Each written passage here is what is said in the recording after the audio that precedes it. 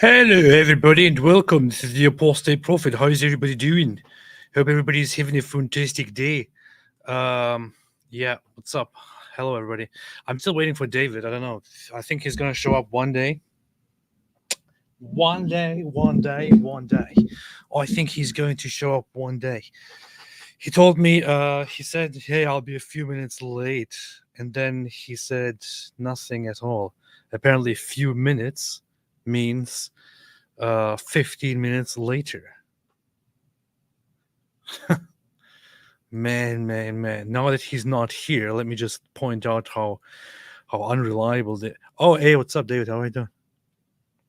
You're muted. You're muted. Are you talking trash over here? No, I was just saying that that we have a little technical problem. That's all I was saying. Sup? It's a technical problem in my tooth. Oh, it is. Yeah. That's cool. Never had a horrible molar pain before. Never. It's weird though, because it's supposed to start with a problem with cold. Mine only sends shocks of pain that go all through my head and in my body whenever anything hot touches this back molar. Anyway. Oh, that's the best. That's the best. Marie's got a friend who's a dentist, so it was there's a little discussion about whether I should see if the pain subsides a little bit here and there. That's the best kind of tooth pain. Yeah, it's the best, the absolute best. I love it.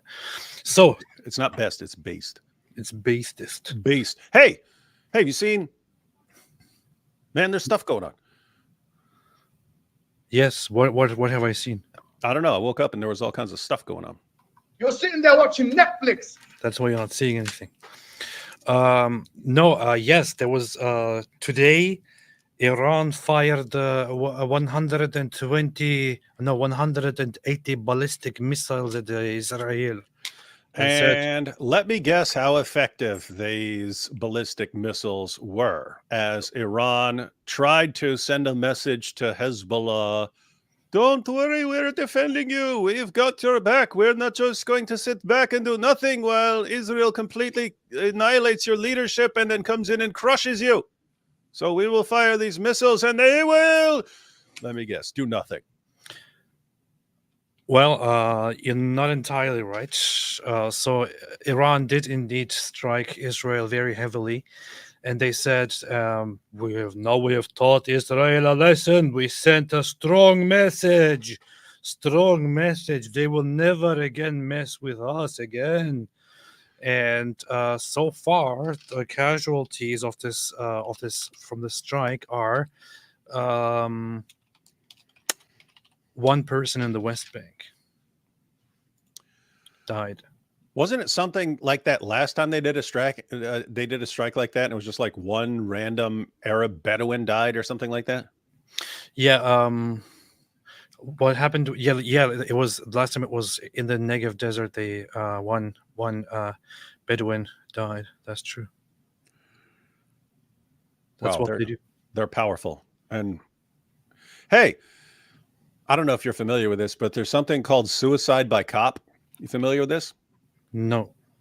It's like if you don't want to oh yes, I do. Yeah. So let's suppose you don't have a gun to shoot yourself with or something like this. You can just grab a knife and just charge. There are people who would just grab a knife and charge the cop, and then the cop will shoot them. And so it's called suicide by cop. You want to kill yourself, just go charge a cop. There needs to be something for terrorists that's like suicide by Israel. Like just keep going, just keep screwing with Israel, right? Just keep doing it. They'll put up with it for a long time, and then they'll kill you. That is funny. And so Hamas leaders were committing suicide by Israel. Hezbollah leaders were committing suicide by Israel. And now it looks like Iranian leaders are committing suicide by Israel. That's what they do. Well, the results of it are, again, as said, quite mild, quite weak. Most of the vast majority of the missiles, Iran says, were directed at military targets. In reality, they weren't. They were just indiscriminately all over Israel, and including the West Bank. Israel intercepted the vast majority of the missiles, also with the help of with America, with an American destroyer ship also intercepting missiles, and only few landed and caused some damage. We even had footage of one of them landing somewhere right next to a road as a car was driving by. But yeah, that's basically what happened, and these are huge missiles, by the way. So, and this is these are stupid moves in the sense that Iran seems significantly weaker than you would have thought as far as military goes, right? You would have thought, oh, they've got tons of stuff over there. And as long as they keep their stupid mouths, I mean, as long as they don't actually fire their stuff, you think, oh, man, this war could be a bloodbath. Please, let's not get Iran involved in this because Iran is so powerful. And they fire a bunch of stuff, and then Israel shoots it all down. So you think, okay, whatever missiles these guys have and however effective they might be against someone who didn't have a very sophisticated defense system, they really don't work much at all against Israel. There's certain look, man. Suppose you're a bully and everyone's scared of you because you're big and they think you can fight. And then you actually go and you take a swing and then like you have the stupidest punch in the world and so on. And then someone taps your jaw and you fall over. It was better for you not to swing, right? Everyone thought you were really tough. It's like that with Putin, right? It's like that with Putin. I grew up in the 80s where the Soviet Union was like the other superpower. It's like, if we go to war, the United States and the Soviet Union go to war, it's over for the entire world. The entire world is going to be destroyed because the power of these two clashing nations and so on. Then the Soviet Union collapsed and, and then you got Russia, but you're still thinking, okay, Russia has all that stuff. Russia has all those weapons and so on that they had before. So I don't know, still really powerful. And then my entire life, I think of Russia as like, okay, there's the United States and then there's Russia. There's Russia, really, really powerful. And then they invade Ukraine. And I think, oh, man, this is going to be over in like 3 days. I know the Ukrainians are way tougher than like the people in Afghanistan were, so they just run from the Taliban. I knew the Ukrainians would fight. The Ukrainians would, and I don't actually mean three days or something like that, but I thought that would be over very quickly, a couple months or something like that. I knew the Ukrainians would fight. They are tougher people. But this has been going on for years now, and like it completely altered my thinking. It's like, you guys are a lot weaker than I thought you were you're having so much trouble. But it's like that with all these groups. You and me for the past year, man, Hezbollah way more powerful than Hamas. Man, hope they don't lock up with Hezbollah. Boom, entire leadership gone in a couple days. We would have kept thinking as Hezbollah is this super powerful terrorist force if they didn't push Israel's buttons until Israel actually took out their entire leadership. We would right now be thinking, wow, these Hezbollah guys are way more powerful than Hamas. Instead, we're sitting here thinking, man, Hamas is a freaking joke. I mean, Hamas is a joke. Hezbollah is a joke. And now we would have been sitting here thinking, man, yeah, Israel may have taken out Hezbollah, but hopefully Iran doesn't get involved. If Iran didn't twice now fire a volley of rockets that did absolutely nothing. So the actual outcome of everything is, I think they're a bunch of pathetic, weak babies throwing tantrums, not these powerful forces. Well, it is indeed a pattern of always severely overestimating the power of these. Honestly, I always thought that from everything that I knew about Russia and their military force and capabilities and training and equipment, I thought that much of the expectations of Russia's strength were heavily overblown. It's probably like severely overhyped. They were probably not going to be that strong. But then they turned out to be I don't know, weaker than I actually thought. It's and very incompetent as well. Very incompetent. And I heard about the Russian incompetence before, but I didn't expect it to be this bad. With Hezbollah has been a formidable opponent to many countries and many forces. The thing is, I think there's also another factor here involved, which is that Israel is very damn strong. Israel is very hard, especially when it comes to security services. the Mossad and the secret services together collaborating with the IDF and carrying out these attacks. They have just been brutal in their attacks on Hezbollah to quickly take out within 1 week, within just a few days, the entire leadership of Hezbollah after they have been terrorizing the region for decades. It's nuts, you know. And I mean, we already know what's about to happen because Netanyahu, in his little message to Iran, and just so you know, when we take out the entire leadership of Iran, we're liberators. We're liberating them. Which in this case, it's actually true, right? You have a majority in that nation who do not want these guys in charge, and he's kind of setting the stage for, hey guys, when we start taking out Iran's leaders, we're liberating the population there. So anyway, plan does seem to be they're about to do something with Iran. And it's just this might actually work, man. I mean, all of this might actually. I mean, if you take out Hamas and Hezbollah and the mullahs in Iran are overthrown, I mean, the Middle East is a totally different place there over a period of basically about a year. Yeah. Well, the warning here. Defense Minister Noav Galan said Iran has not learned its lesson. Look at that dude, man. Dude. Iran has not learned its lesson. Very, very simple. All that dude needs is some Thug Life glasses, and man. So he says Iran has not learned its lesson.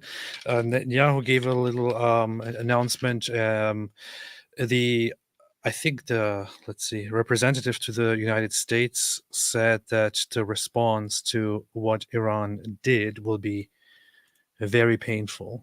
So I don't know. Here we I believe these guys. So far, they have only Hebrew statements on their X page. Oh, yeah, I don't know if you've seen the speech by. Did you see the speech by Netanyahu? Yep. Addressed at the message at Iran. That's what I'm talking about. He's like he's already explaining. He's like he's preemptively explaining. Hey guys, when we take out Iran's leadership, just so you know, we're liberating the people there. So don't think of us as mean bullies and so on.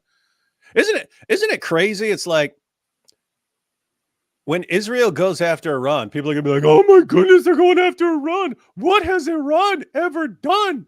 I don't know. Terrorize everyone for decades, being behind all these different terrorist movements for decades, getting people to attack all kinds of people for decades. And finally someone says, you know, I mean, all Western nations will do is like, okay, we're going to put these sanctions on you for a little while. And then the next regime comes in and they're going to remove those sanctions and hand you billions and billions of dollars. And then the next regime will come in and do this. And no one actually ever deals with the problem. It's like they're going, okay, fine. We're going to deal with all the problems that no one else will deal with in the entire world.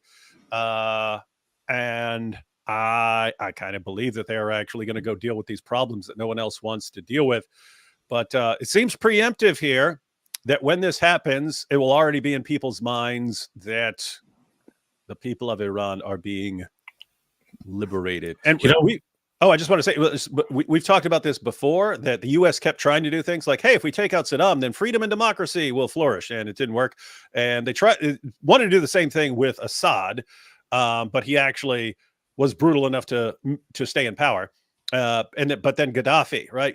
It's in our minds, hey, get rid of the evil leaders and freedom and democracy will flourish. And we're sitting there thinking it's not actually going to work. The people you don't have that kind of people. You have some, to be clear, you have some people who want freedom and democracy and so on. You also have tons of like extremely aggressive, violent terrorists and stuff who want to go on a killing spree. And the only reason they weren't was because they were scared of the dictator. And if you remove the dictator, now they're not scared anymore, and they're not scared of the puppets of Western nations. They know they're not gonna be brutal enough to stop all the terrorists and so on. So anyway, you end up with groups like ISIS and so on. But anyway, the point is taking out the evil leaders doesn't always work. In Iran, it might actually work. You have a different kind of population there. You have a population where people you might have enough people to pull off freedom and democracy. if the evil leaders are taken out. Hey, we have a little update here. I'm not sure what part of it is verified, but so this is verified footage from Jenin in the West Bank, Judea Samaria, where they were celebrating.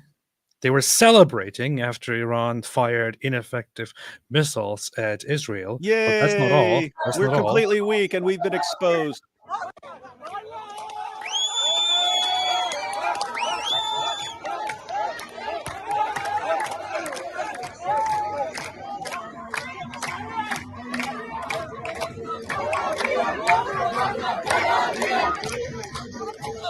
So innocent civilians here were celebrating.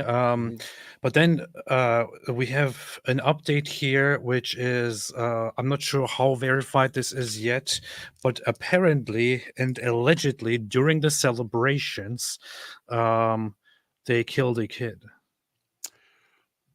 through a stray bullet. Oh, when these guys all, oh yeah.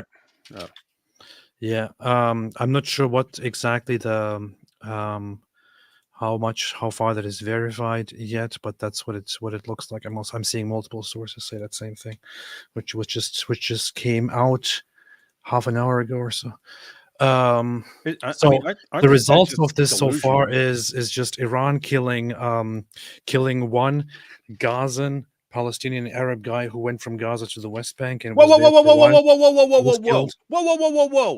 What?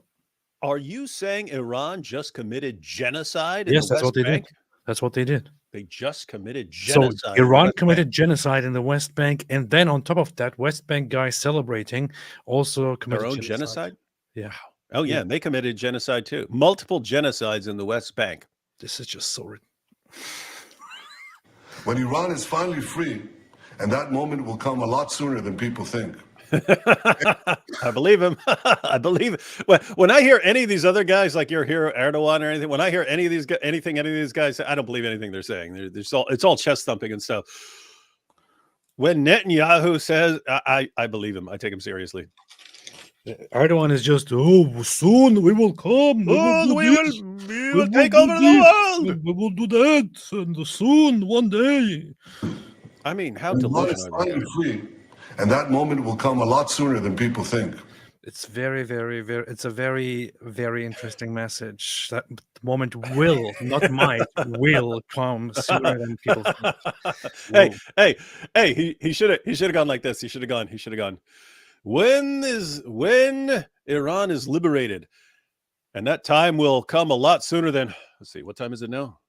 Okay, 8:31. Okay, okay, you got a little bit of time. When that moment will come. TikTok, Iran. That's TikTok. What set your affairs in order. Ayatollah. I'm telling you, set your affairs in order. Go kiss your wives. Well, I don't know what you got. Your kids. Go give them a kiss, hug them, spend some time with them. Then get as far away from them as possible. Stay away from your kids.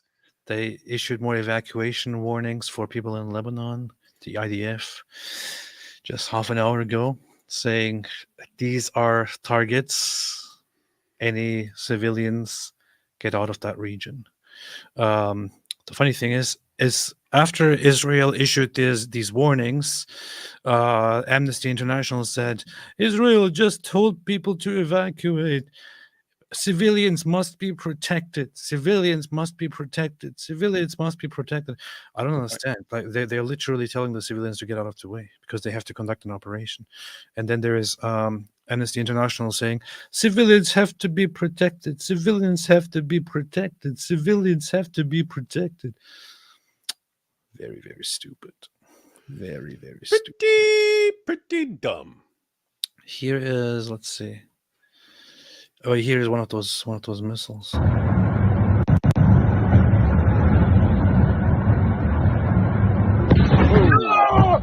You!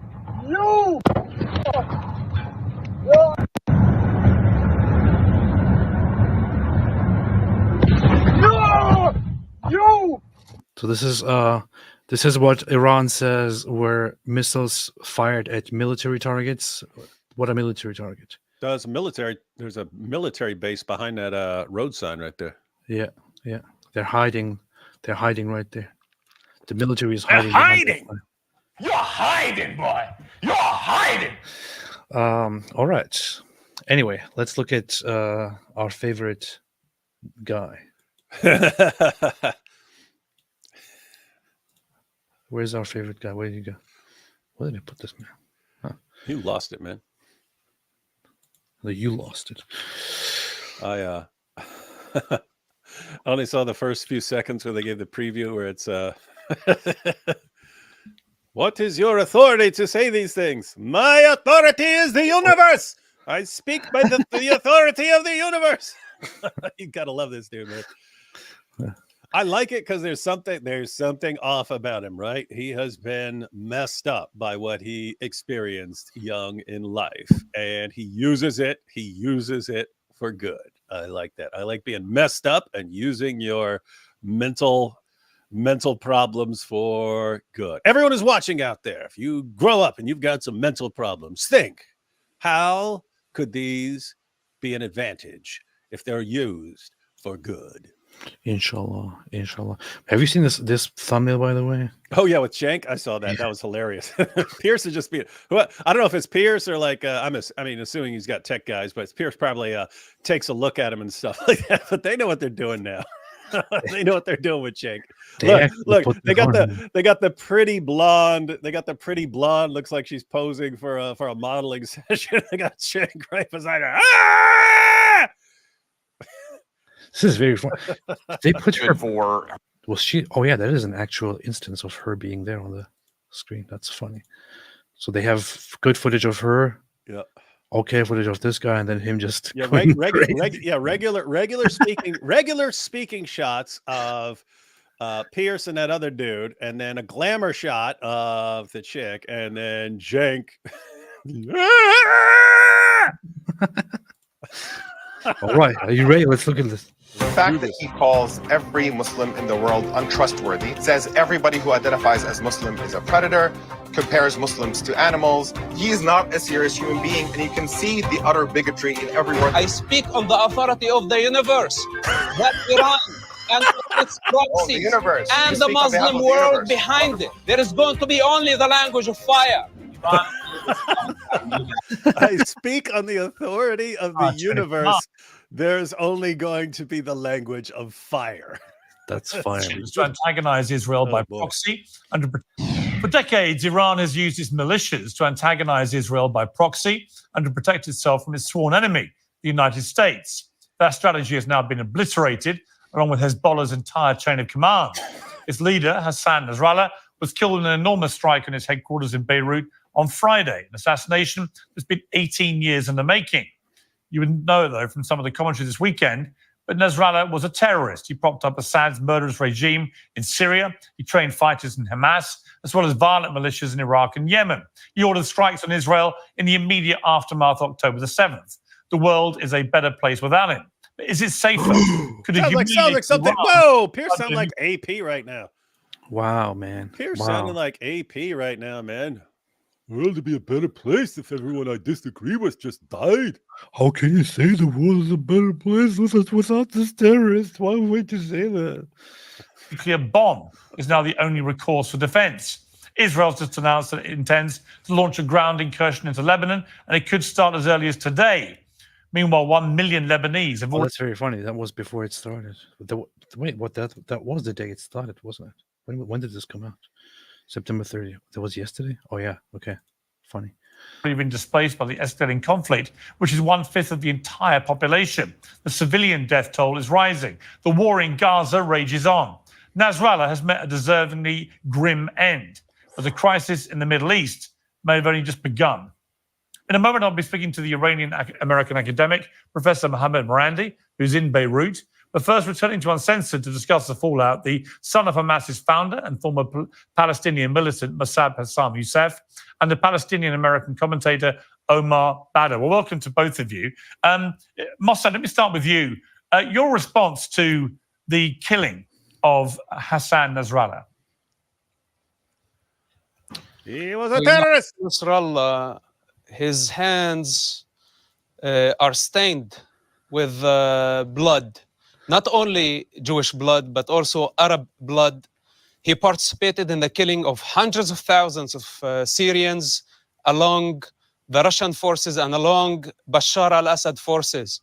This man has been or had been destabilizing the security of the... It's kind of funny how he corrected himself after saying had been. This man is, I mean, was. It'd be funny if he did that every time he spoke. And let me tell you what he is. I mean, was. Middle East. And this was the time to put an end for this bullying and this blackmailing and this act of terror. I mean, Omar Badr, are you sorry that he's dead? What a question to open with. Do you condemn? So he says Omar Badr. This guy is Omar Badr, who is an American Palestinian commentator. Obviously not as it seems on the surface, not as big of an insider as Musab Hassan Youssef here is. But yeah, let's see. But he'll explain everything for everyone anyway, right? Yeah. Oh, I looked him up, and I'm just glad that he's using pronouns he, him. Okay, that's good. Oh, good. Now I know how to refer to him. Good. Okay. Omar Badr, he, him. Okay, good. Oh, good. I was right. I was right. Piers, before I answer your question, I think there's something that your audience has to know about Musab, who's on this program. If we can see if he's going to be able to control his temper. Why are you attacking him? From telling the audience this about him, is the fact that he calls every Muslim in the world untrustworthy, says you can't trust any Muslim, says everybody who identifies as Muslim is a predator, compares Muslims to animals, and the list goes on and on and on. And Piers, hey, pause. Anybody... Yes. Wait a minute. He thinks it's wrong to compare people to animals? Huh? Is that what he just said? Yes. Wait. To be clear, he believes it's wrong and immoral. Yeah. To compare people to animals? I know what you're going to say. The one thing is, this guy apparently, he says he identifies as an agnostic. Ah, okay. Well, then, so he would have an equal problem with.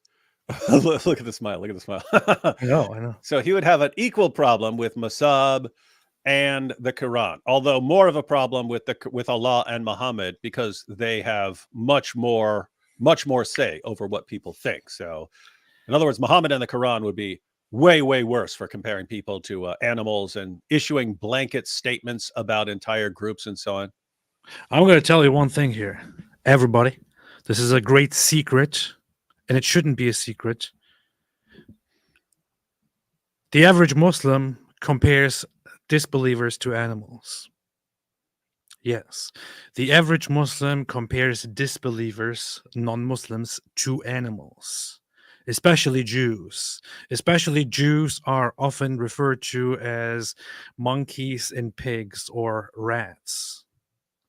So, or, mice, whatever it is. So, this is a very normal thing in the Muslim population. So if, according to this guy, we're supposed to, disqualify anyone who does such a thing, then, man, we have to really have a problem with the entire Muslim world there. I learned my whole life long that basically that the Jews are animals, that the others are animals, that they're comparable or less than animals, and so on. The Quran teaches that Christians and Jews and those who disbelieve in the Quran are the worst of creatures. It literally describes them as the lowest of creatures, worse than cockroaches.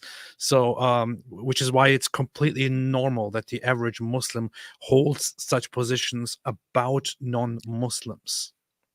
Hey, AP. So, yes. I mean, think about what's going on here. Westerners are surprised when Musab says the kinds of things that he says. But let's think about this.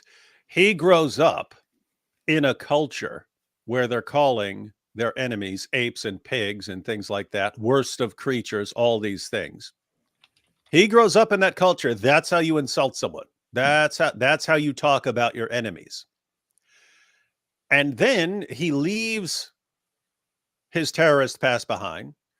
He leaves Islam, but he still retains a bit of that. Okay, this is the position I oppose. Let me go ahead and talk about that position that way. And then everyone's like, "Oh my goodness, this is the most evil way that you can describe other people. You're the most evil person in the world." And it's exactly how he was raised in Islam to talk about people.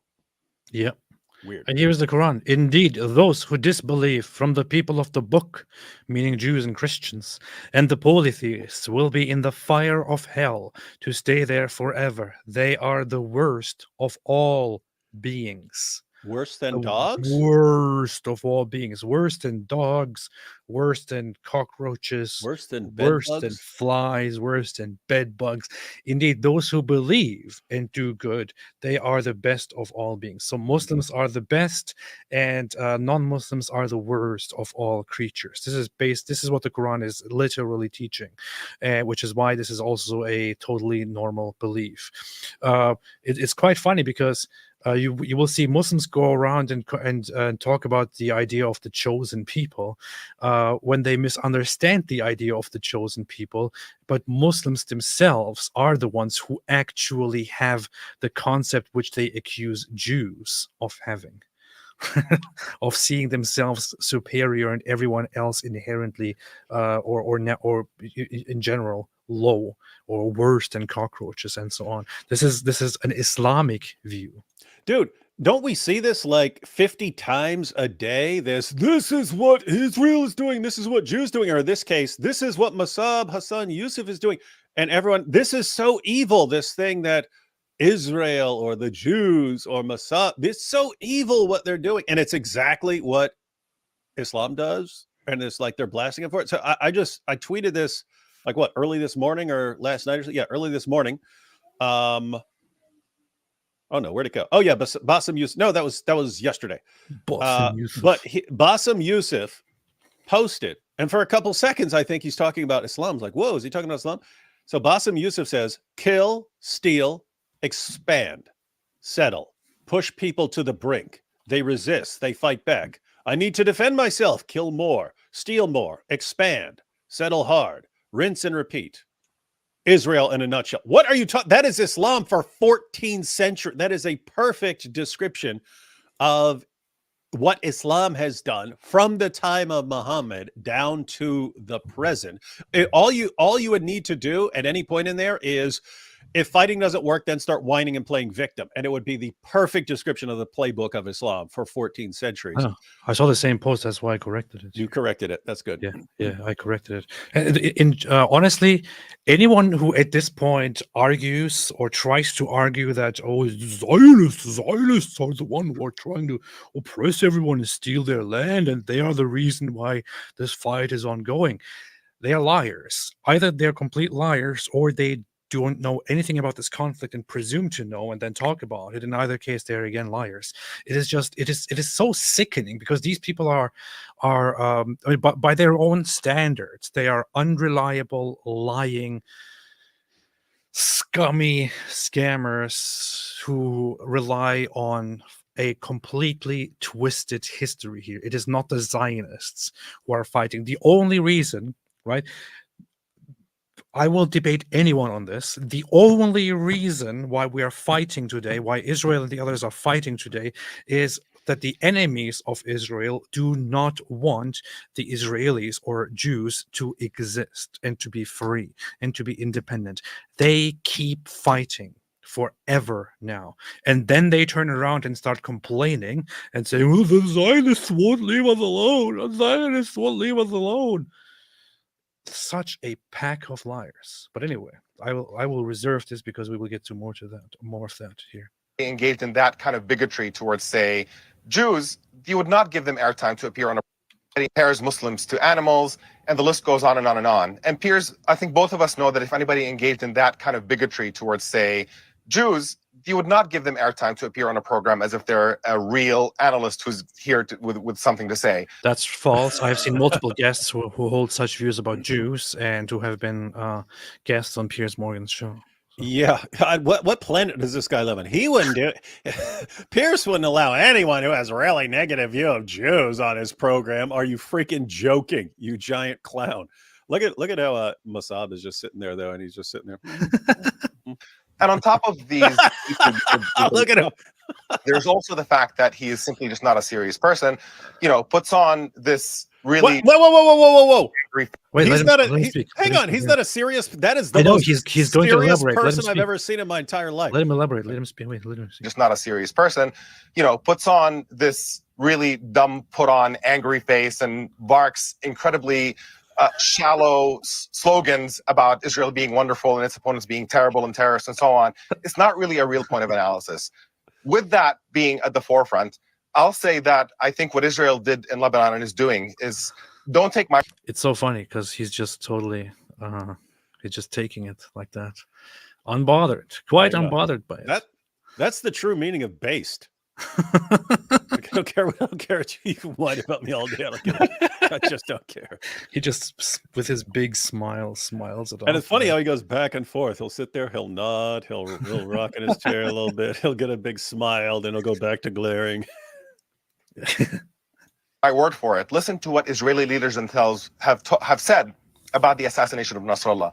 They said they could have and wanted to reach a diplomatic agreement with Hassan Nasrallah, but his insistence on ending the genocide in Gaza as a precondition to them reaching a diplomatic solution led them to choose to assassinate him and killing hundreds of Lebanese civilians in the process. It wasn't the 10,000 rockets. Entire apartment buildings.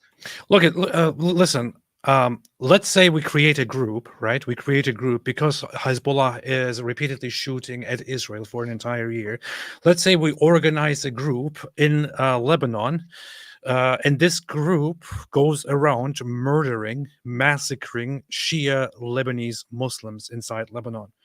When then this group is told to stop murdering Lebanese Shia Muslims, the group then responds and says, we will only stop once Hezbollah stops firing at Israel. Would that be okay? Would that be cool? Would it then just be expected? Okay, well, if that's how it's gonna stop, then yeah, Hezbollah should just stop. They should just listen to this mob. They should just listen to this mob. Like, just listen to the mob. Just do what the mob says. Who the hell is Hezbollah? Who put them in charge? And this is a lie too. Hezbollah jumped in on October 8th. October 7th, October 8th, they jumped in after Hezbollah fired, after Hamas invaded Israel and killed 1,200 people. Okay? They participated in the invasion and the attack of Israel.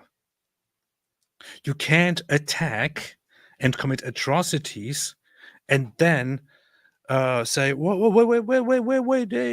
let's calm down, let's make peace on my conditions, let's do ceasefire on my conditions, yeah? Let's do ceasefire on my conditions. No, you started, you fired, and you didn't stop.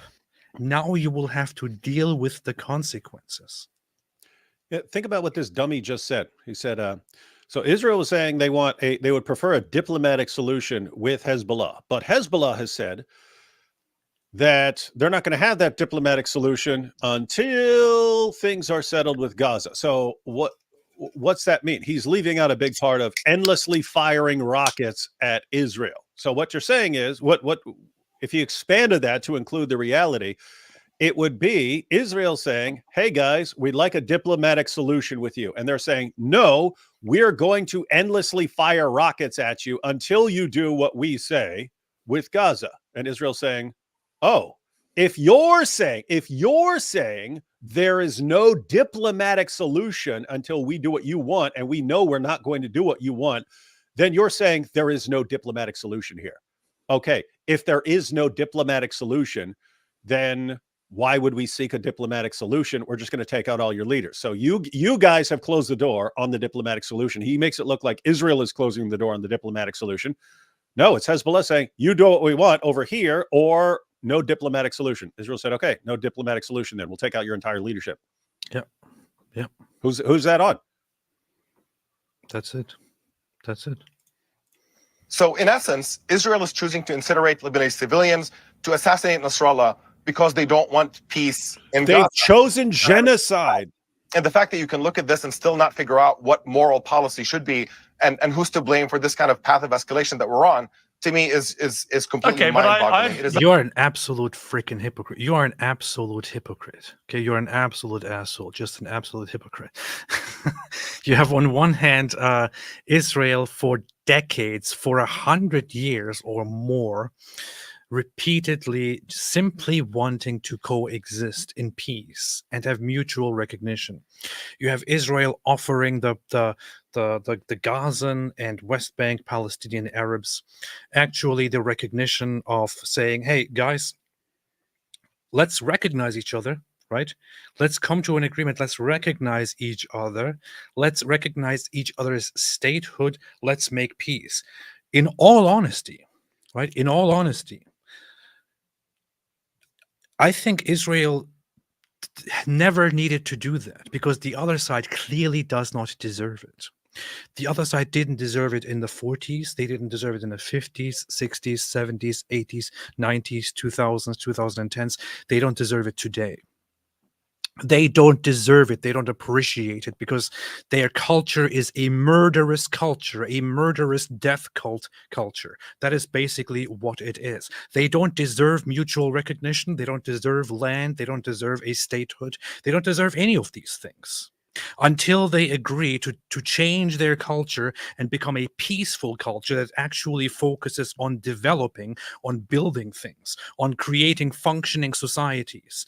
When they start building instead of destroying, when they start protecting life instead of taking life, when they start researching instead of destroying things and building tunnels, when they start building shelters instead of building tunnels and turning every resource given to them into missiles, they don't deserve anything. Israel, after decades, after almost 100 years of being attacked by these animals, kept saying, how about we make a deal and have mutual recognition? Maybe Israel should have never done this. Should have never, ever done this. But whatever, Israel did do it. In the end here, it is not Israel that is responsible for having a conflict, having fights. It's not Israel that is responsible for any of this. Israel wants peace. The other side doesn't. The other side doesn't get to then make their demands after all of this. And especially not after you invade Israel and kill 1,200 people and kidnap more of them. Over 300 of them simply killed at a music festival. All they were doing was dancing and having fun. And you go in there with your terrorist organization and massacre them. And then you really want to be part of negotiations? Then you really want to have ceasefire? You should be eradicated. Yes, your group entirely, Hamas, and anybody associated with it should be eradicated. You don't deserve to have any say in any diplomatic solution. You have lost that chance many, many times. And This is Hezbollah is what the same. happens when Turks grow up in Germany and watching speeches of little mustache guy. Well, if you believe, in fact, you could go even further and say, if you believe, and if it's part of your ideology to eradicate the Jews, and that is the ideology that most of those people hold, and that Hamas holds, and that other terrorist organizations like them also hold. If that is your belief, and if this is part of your policy and your goals to eradicate the Jews, then I'm sorry, I wouldn't advocate for it, but you shouldn't even have a problem with others saying, how about we eradicate you instead? It's basically self-defense.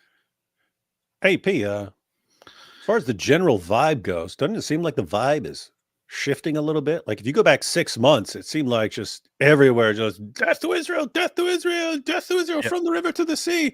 And now, I don't know, you still have it. And a matter of fact, people have been sharing they're having this descend on New York City for October 7th. So they're having a big thing on October 7th for Gaza and so on.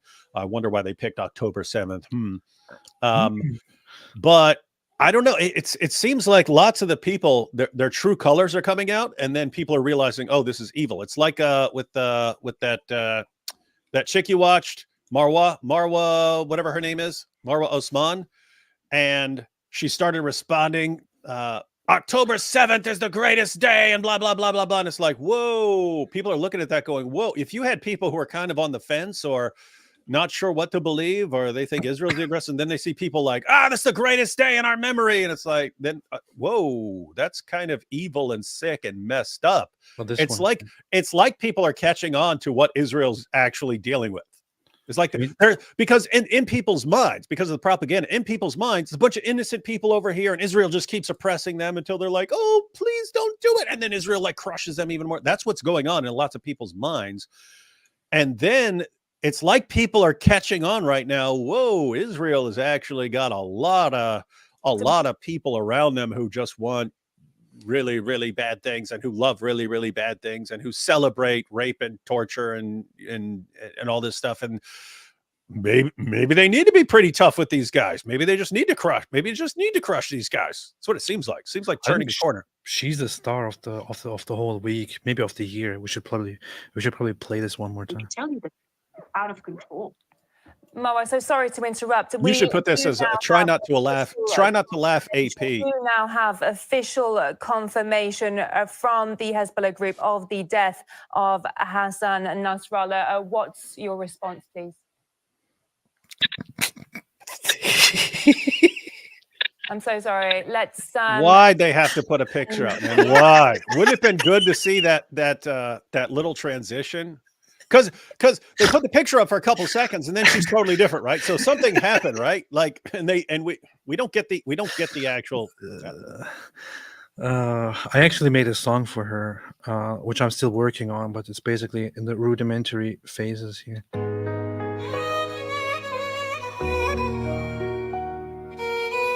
You can get AI to make her speak to sing it.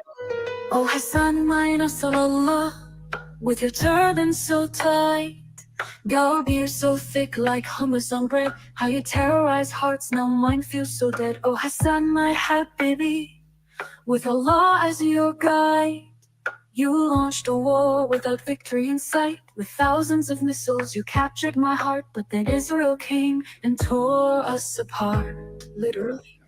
Hassan, oh Hassan, you were my sweet flames. You terrorized nations, but I loved you the same. A proxy of tyranny with war in your plans. I miss your explosions, I'm your #1 fan. The street. Yeah, anyway, so this is currently... That's pretty good in bass, man. You need to wrap that up quickly and get it out there, because she's still popular. Not gonna be popular next week. I am preparing it right now. I actually created a second channel just to put this out there. And as I pointed out, there's AI software that will make her sing it. It's obvious that Israel is out of control. It's on a warpath. All right, look, you've launched a substantive ad hominem attack on your other panelist, which is entirely your prerogative, and he can respond. But you also asked him a simple question: are you sorry he's dead? I look at it in terms of the impact on civilians, which in this case, I think his assassination has made things infinitely more dangerous. We're seeing this onslaught. So yes, taking out a terrorist is always bad for civilians. It's always so difficult for people like this to answer a simple question. A question. Do you personally feel sorry that he is dead, the head of Hezbollah? No, look, but that's the thing. I don't have individual personal feelings about players here. For me, what I'm concerned about... Really? Answer the freaking question. ...on innocent people. Look at himself. Musab is so entertained by He's loving life. What I'm concerned about is ultimately the impact on innocent people. Absolutely. Look, Nasrallah, if you want me to talk about his legacy, that's a really easy thing to do. He was a hero throughout the entire Arab world for having driven Israel out of South Lebanon in 2000, for delivering Israel its first defeat in 2006. And then his record, had a major blemish on it when he intervened in the Syrian civil war for geopolitical reasons on the side of the government. And that upset a lot of Syrians who are essentially repressed and brutalized by the Syrian government to see that he has intervened in order to help them maintain power. But that was more a geopolitical decision more than it is a moral decision. And so he has a mixed record. And a lot of people like him and a lot of people don't. But ultimately, there's no question about the fact that he is a major figure in the region that has a significant fan base, not just within Lebanon, but throughout the entire region. And that taking this major escalatory step, when we've had the alternative, we've had the option of a ceasefire, and Israel chose not to take. So many words just to avoid the answer to a very simple question. Are Always. you sad? Hey, look, that flower over there got smushed. Are you sad about that? Well, let me tell you, back when I was 7, no, dude, are you sad? Are you sad about that? Well, I don't really think about it that way. Let's talk about the universe, so what is sadness? What is sadness really? Psychologists say, shut up, dude, answer the freaking question. And sadness has also been described in this and that way in certain poems, and it goes as far back as literature itself, and before then as far back as human existence. And when it comes to the flower, botanics is not really my field. However, if we want to talk about it. Take that and chose the path of escalation, and taking out a major figure is obviously pushing us towards further catastrophe. And it's materializing right now in Lebanon as we're watching Israeli terrorism decimate the civilian population in all. How do you feel about the death of the terrorist leader? Parts of Lebanon, and that's a really, really dangerous escalation. Okay, Mossab, first of all, your response to the personal attack that was launched on you at the start of... Piers should have said, okay, you refuse to answer. Now, Mossab will... And then go on to Mossab. Or he should have refused to answer. He keeps doing that because this happens over and over again. He'll ask a question, they'll say a bunch of words, not answer the question, and then he'll think he's clearly thinking, okay, they're not answering, so I'll just move on. But he should just point that out. Okay, you're not answering. Maybe he should have a thing.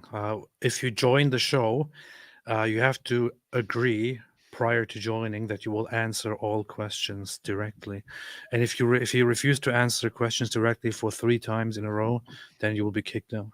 No. It's totally wrong.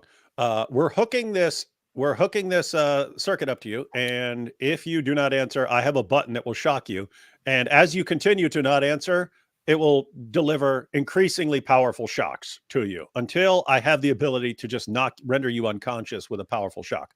Alhamdulillah. I'm not going to comment on that. I know who I am. I know what I am. I'm not a commentator on the Middle Eastern conflict. Conflict. By your own admission. I lived the conflict. I'm an eyewitness. I lived half of my life in what's so-called Palestinian society, and I spent the other half of my life with the Jewish community. When I speak on the authority of experience. I find it funny that he says what's so-called Palestinian society. That is representing both cultures. One culture is a culture of death that has been sacrificing. Look at his finger. It was very, very obvious what he's doing here. One culture is a culture of death. And this dude's grinning. It was probably totally unintentional, but maybe it's just subconscious. I don't know. One culture. Been sacrificing children for political and financial gain. And Omar is coming here to the West, carrying the false Palestinian identity, hiding behind a couple of Western values, trying to manipulate and deceive American and Western audience by showing somebody like Hassan Nasrallah and Ayatollah and Sinwar and the rest of the proxy leaders. These people are reckless. They started the war on October 7, and Israel had the right to defend itself. And Hezbollah has been launching missiles on civilians. They just killed 12 children as the whole world is watching on a playground. And that was Druze community, which is a great part of the Lebanese community. Why is this guy shake? We have another head shaker here. Yeah, I like that. That's the new thing, right? Just the refutation of the head shake. It doesn't matter how accurate you are in everything you're saying, or how instantly, easily verifiable everything you're saying is, as long as I just shake my head the entire time, Yeah, what Mossab just said here is completely factual. It's not even up to discussion or interpretation. This is entirely factual.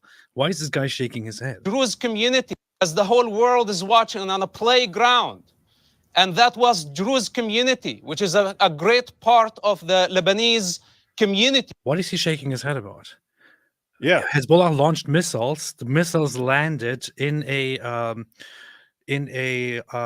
field, a football field, I believe, in the Golan Heights, as a result of which 12 young people, children, died who are from the Druze community. This is what's this guy denying? That the Druze are part of the? What's he denying? And no one leashed Hassan Nasrallah. How many times Omar and Mustafa's and Muhammad's complained or protested against Hezbollah aggression, taking advantage of Israel bleeding in the south? I'm sorry. And he was totally Omar's and mistaken. Mustafa's and Muhammad? Hassan What are we Nasrallah. referring? Why is this guy interrupting? Like, he just sat there and quietly listened to this guy's dribble. I haven't seen this, but I'm pretty darn sure he's going to tell him to be quiet and I didn't interrupt you. I hope Because so. he does that. Oh, He always saw a he clip always of just him sits there. saying, What's that? I saw a clip of him saying, "Why are you interrupting me?" I did see a clip of that. Yeah. He always does that. He sits there. He'll sit there. They can go on a 10-minute monologue. He'll usually sit there unless it's picked up steam and stuff and everyone's interrupting each other and stuff like that. But he'll usually sit there. And then when he starts talking, they have to start interjecting. And then I sat here for 20 minutes listening to you. You will shut your mouth and listen to me. Yeah, he has a very good habit of simply listening, no matter how dumb the other side is and how horrible they are and how wrong they are. He will sit and listen, and then he will respond. I'm like, okay, let me respond now. This is his punishment. Was taking advantage of Israel bleeding in the south. I'm sorry. And he was totally Omar's and mistaken. Mustafa's and Muhammad? Hassan What are we referring Nasrallah to? today, this is his punishment. Israel is legitimate when I stand for Israel. Why do I stand for Israel? Because Israel is the most legitimate. It's such a weird objection anyway. He said Muhammad, Mustafa, and something. He's just mentioning random names in the Arab world to point out that these random people do not loudly complain when Hezbollah kills a dozen kids. That is what he's pointing out here. It's quite obvious. And this guy's like, oh, wait, who is it? Who are those people? Are you dumb? It's ethnic group in the region with evidence, overwhelming evidence to relationship to that land. Yeah. Omar sorry, and this the is just not a Muslims serious have been conversation. trying for the past 1400 years to delegitimize and annihilate the Jewish people from that land. And they hate it Yeah, so I'm much sorry, that this is not Israel a serious is showing argument. resilience and strength.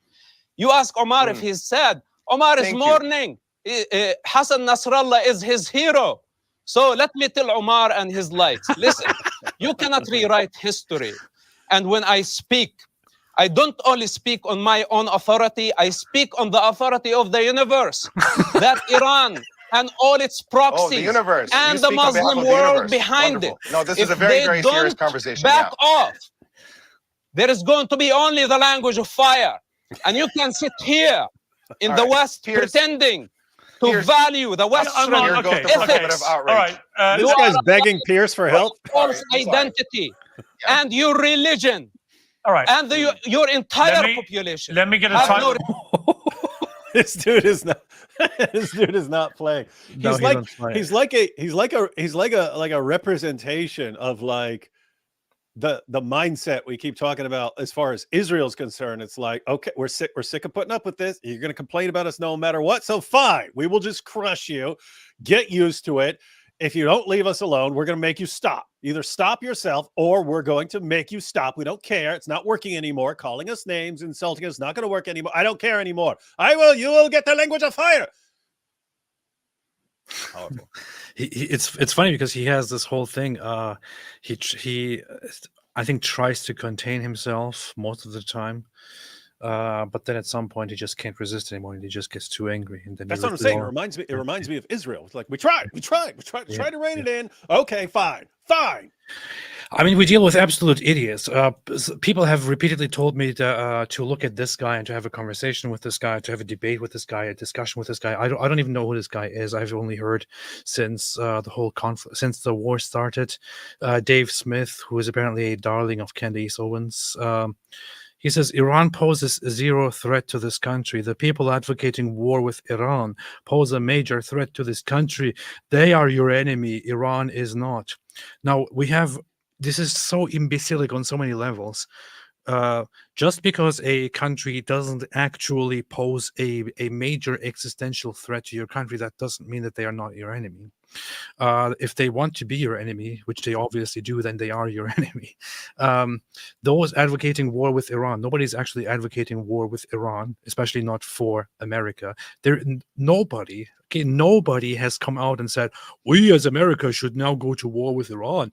America should now deploy troops. Like, this is the fallacy that I keep hearing from the very, very beginning here, from the very beginning of this war. Repeatedly, again and again, this whole dumb idea, like, we will not go to war, I will not go fight for Israel. Who the hell is asking you to go fight for Israel? No one. Who the hell is saying not even on the we table. have to deploy people, Americans, in the Middle East? No single person suggested that. You absolute imbeciles. Nobody is bringing such a thing up. What is happening here is Israel is fighting Iran because Iran is a cancer. Sorry, not Iran. The Islamic regime of Iran is a cancer, a death cult. If you understand the Iranian Islamic, and the people of Iran agree with us. Yes, if you understand their ideology, you will know that this is a death cult, an apocalyptic, literally apocalyptic death cult. Right? Yes. We're gonna start wars with everyone in the world until everyone in the world is crushing us, and this will cause Allah to send the Mahdi to rescue us.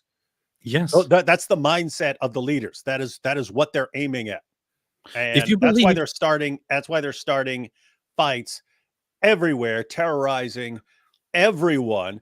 And like how insanely idiotic is this? So the only sense, I mean, Iran is definitely a threat in some sense because they destabilize everything and they terrorize everyone. Right? They're behind Hezbollah. They're behind the Houthis. They're destabilizing everyone. They have carried out many successful terrorist attacks. And if you say Iran isn't a major threat to this country, then you have to be thinking in the sense that AP is talking about, that they're not an existential threat. They're not going to destroy the United States. They have 0% chance of that. But in that sense, he says they are your enemy as far as the people advocating war. Well, no, the people advocating, they're not an existential threat anyway. In other words, if a bunch of people say we should go to war with Iran, they're not an existential threat to the country either. That's not. In other words, whether you fight Iran or don't fight Iran, none of that is a threat to the existence of the United States. So what are you saying?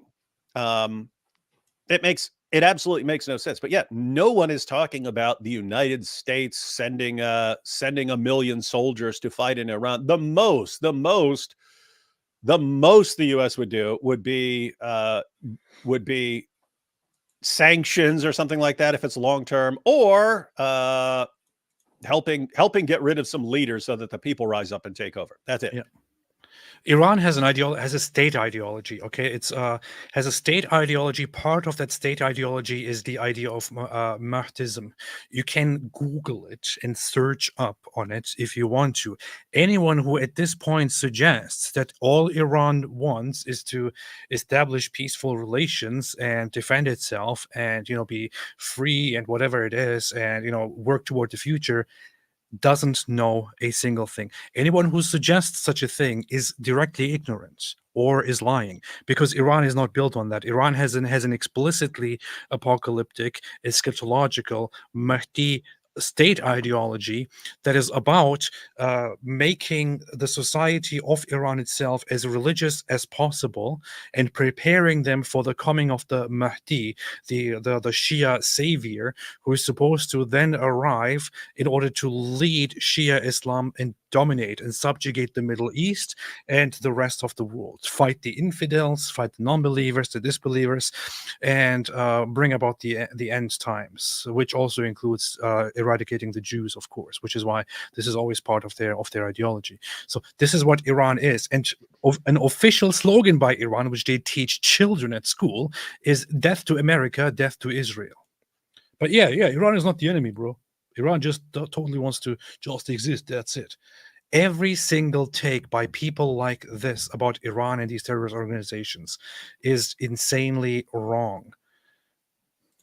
Respect. Let me call a timeout here. Omar, you can respond to this. I'm going to just go to the Professor Morandi for a moment to get his response to this. I will come back to you. What I would say, though, is you did choose to start the whole debate with a quite lengthy personal attack on Mossab. It's hardly surprising he would return the favor. Merited. I personally would prefer. That's the difference, Piers. I'd like That's all the guests Piers. to try He's and talk about the issues. Openly bigoted.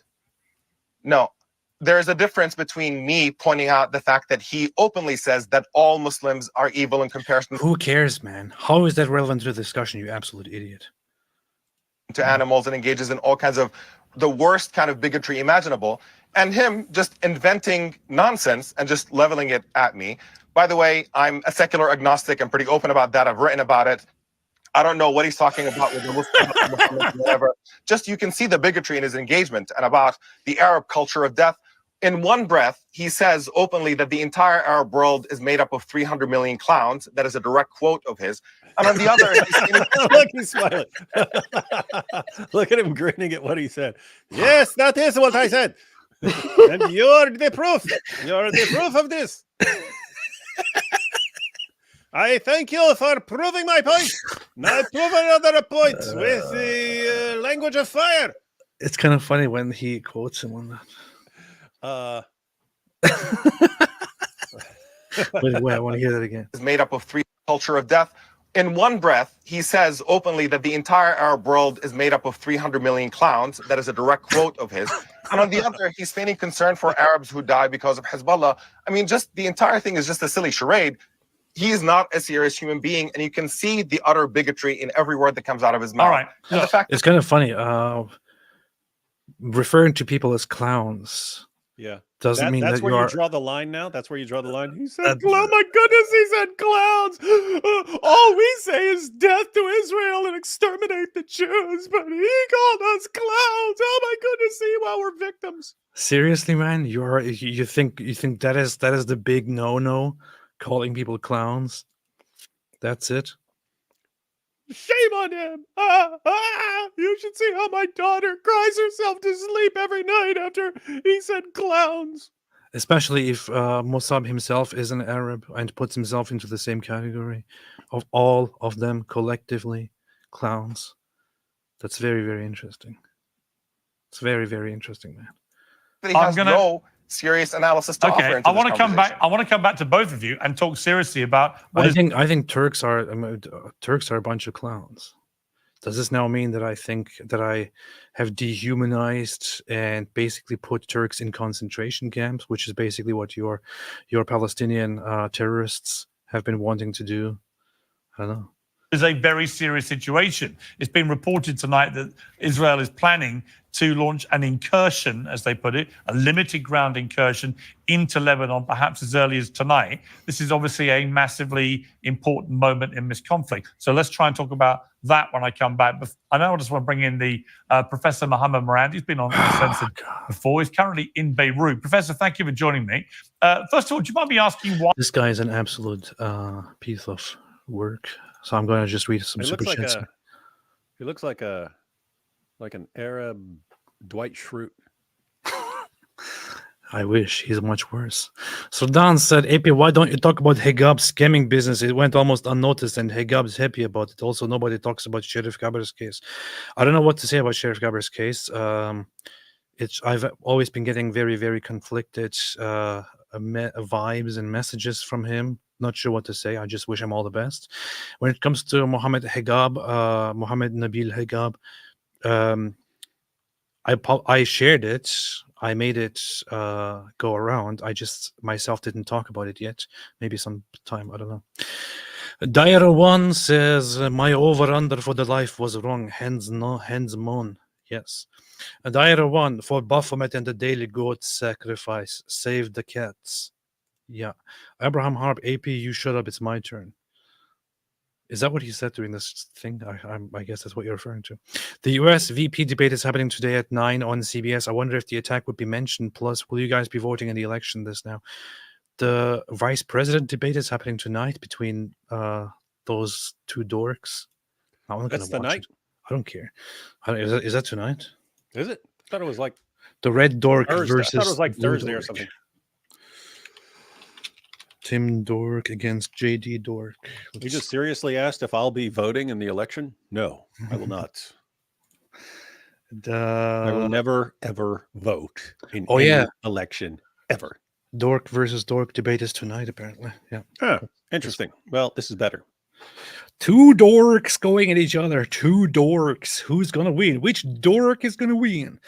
If it turns out to be super entertaining, or they're good parts, then we might jump live and cover it tomorrow or something. Are you kidding me, man? Well, super entertaining.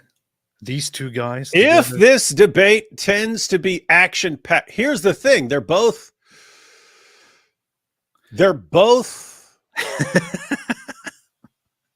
at this point in their careers, different kinds of communicators from Kamala and Trump. So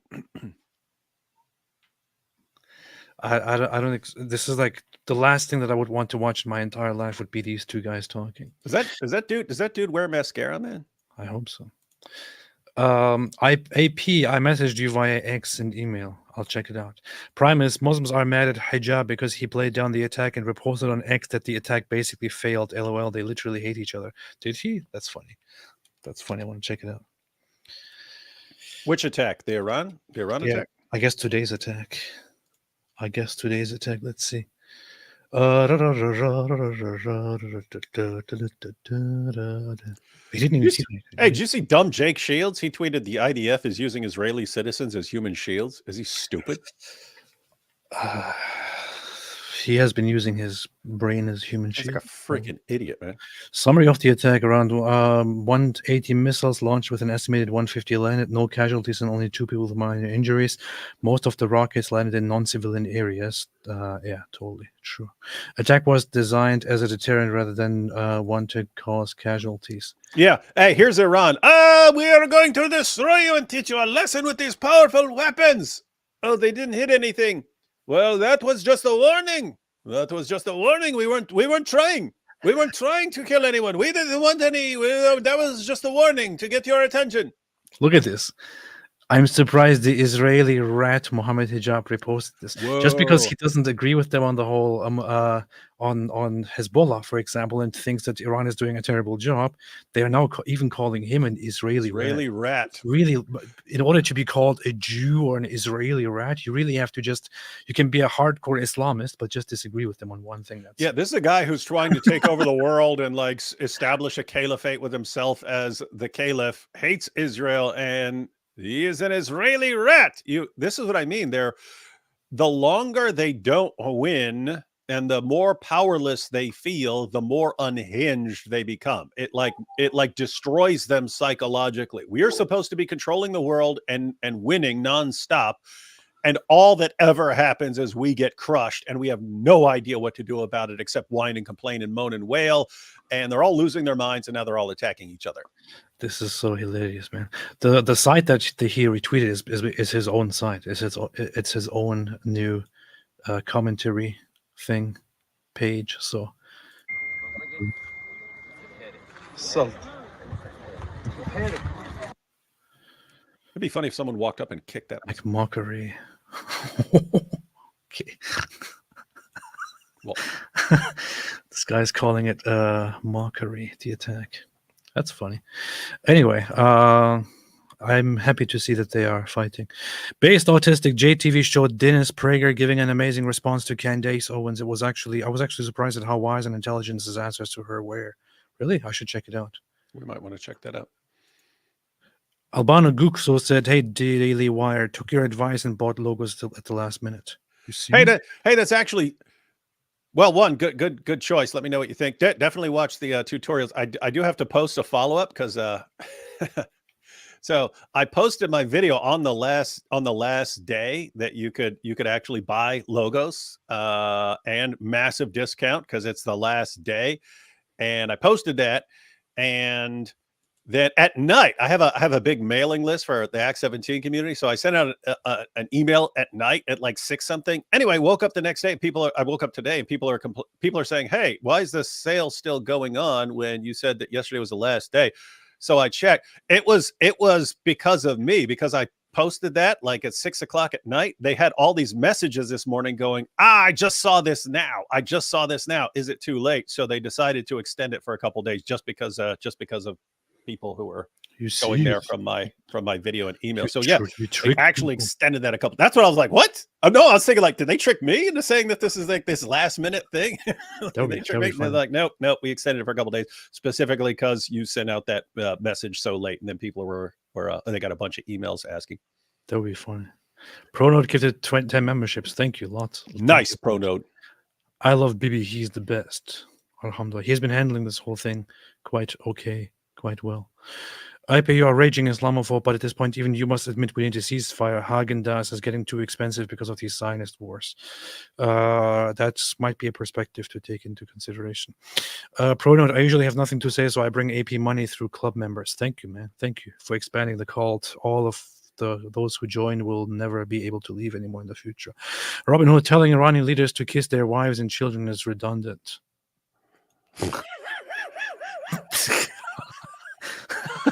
Did everyone get that? They kiss your wife and children. It's the same people. That's funny. That was smart. That reminds me of it was a Bill Hicks joke, and he was talking about he was a comedian way back in the day. He died, but he said that he went down south, and he said it was so weird because this guy comes up to me and he says, "I really love your show. Meet my wife and sister." And there was one lady standing there. He said, "Meet my wife and sister," and it was one lady. Anyway, so Candace Owen. Alhamdulillah. What is this? Are you looking for the Prager clip? Yeah, apparently he said he published a letter. It's too long. Yeah, I'll have to check it out. It's a letter?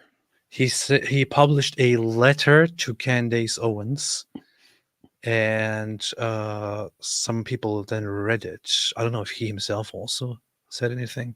Who posts a letter in these days, especially when he has a huge video platform? He wrote a giant letter. This would be like you or me posting a letter response to someone instead of just making a video about it. Isn't there something weird about that? I hereby publish this open letter to David Wood. Yes, and I will only send it out via telegraph. Ryan Kim. Have you seen Dennis Prager's letter to Candace? Okay, anyway, let's continue with the conversation. As much as I love Israel, the reality is Hamas and Hezbollah will still exist when this war is done. Sad but true, said Robert. Well, may or may not be true. Hamas probably will be taken care of in a brutal way.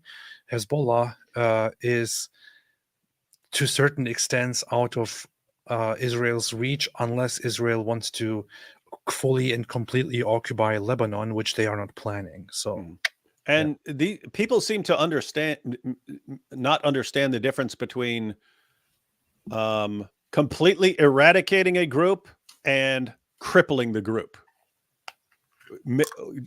Can these groups still exist later? Sure. Will they have been crippled, like so that they can't? They're incapable of carrying out serious attacks against you anymore?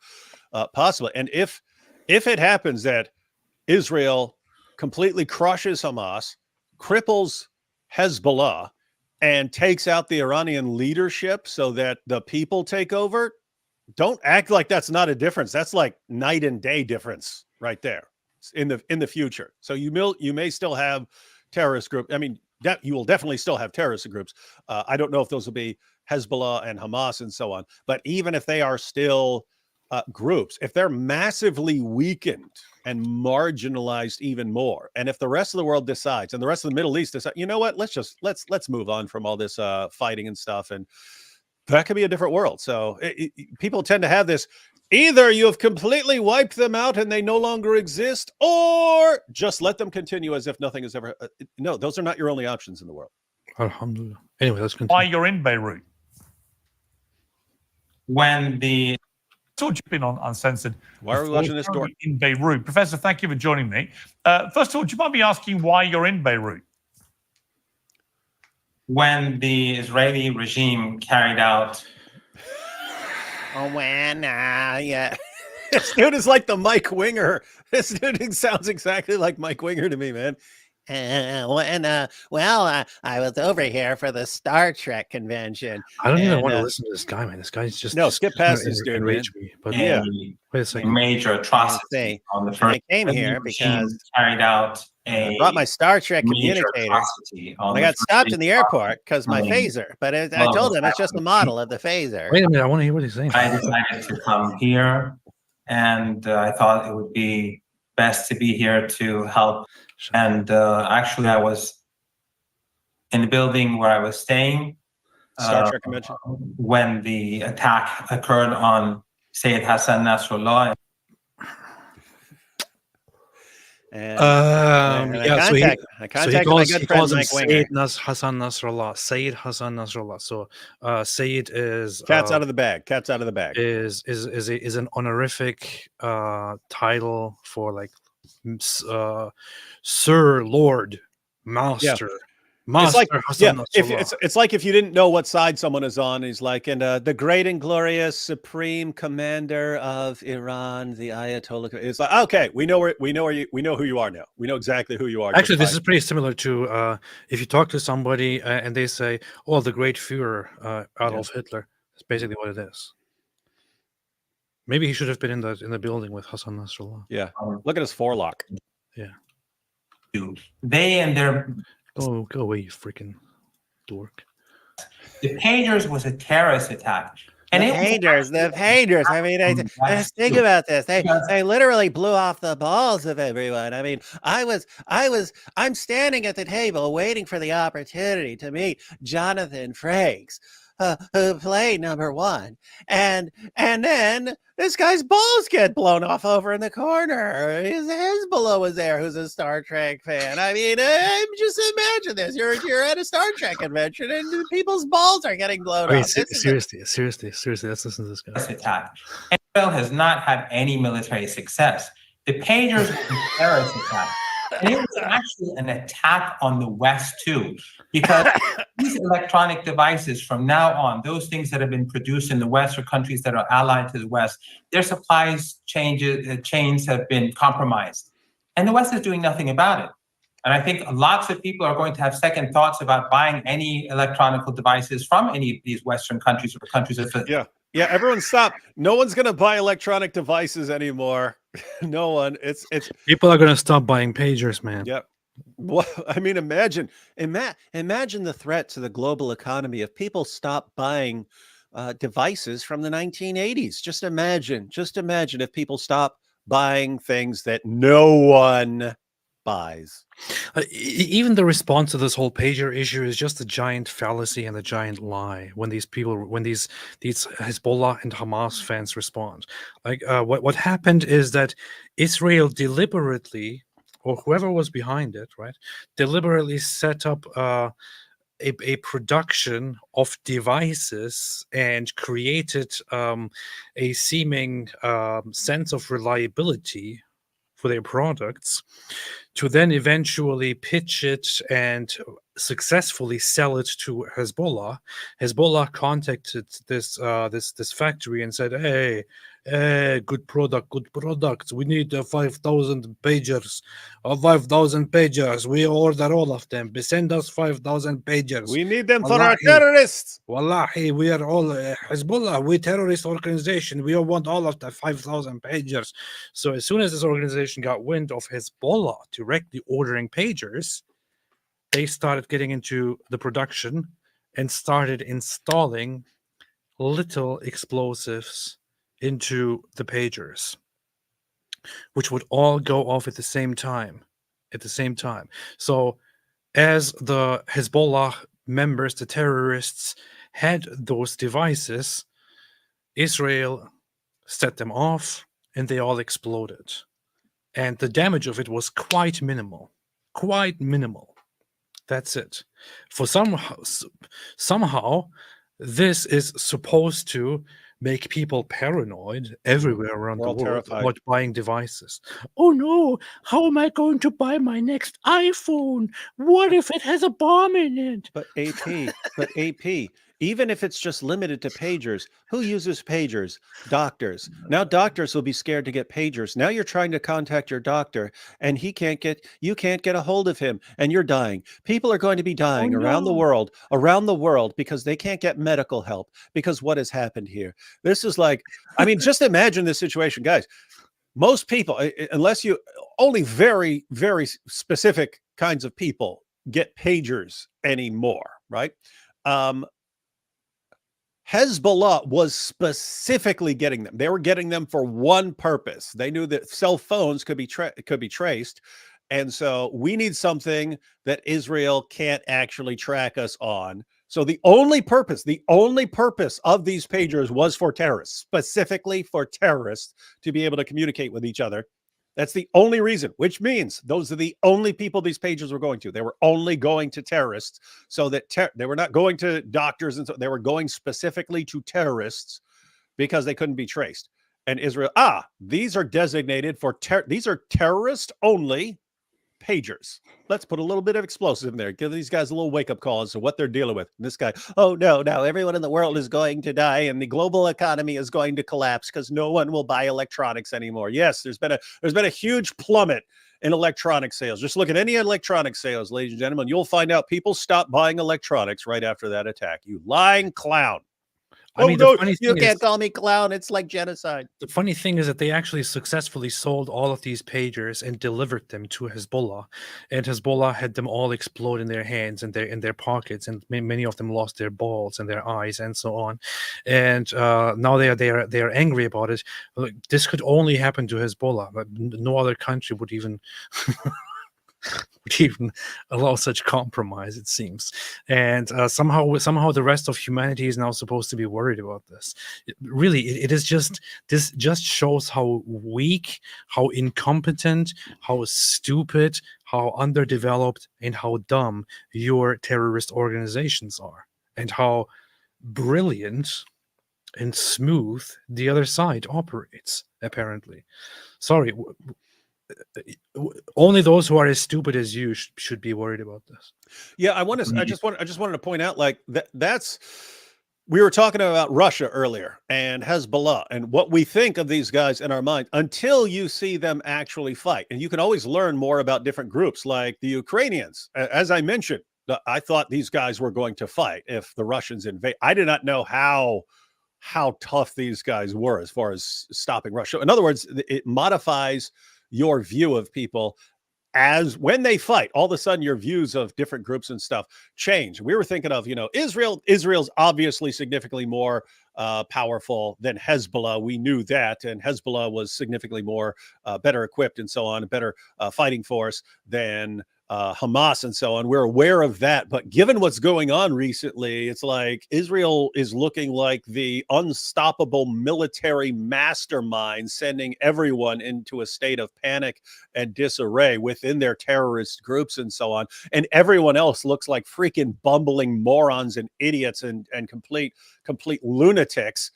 And that's what it's looking like more and more. So Hezbollah now, to me, looks like a complete joke. Israel is, I mean, I thought they were pretty powerful and pretty intelligent and so on, but my goodness, after that pager thing, give it up, guys. I want to say to every terrorist, just give it up. You're not beating it. You're going to give it up now, you morons.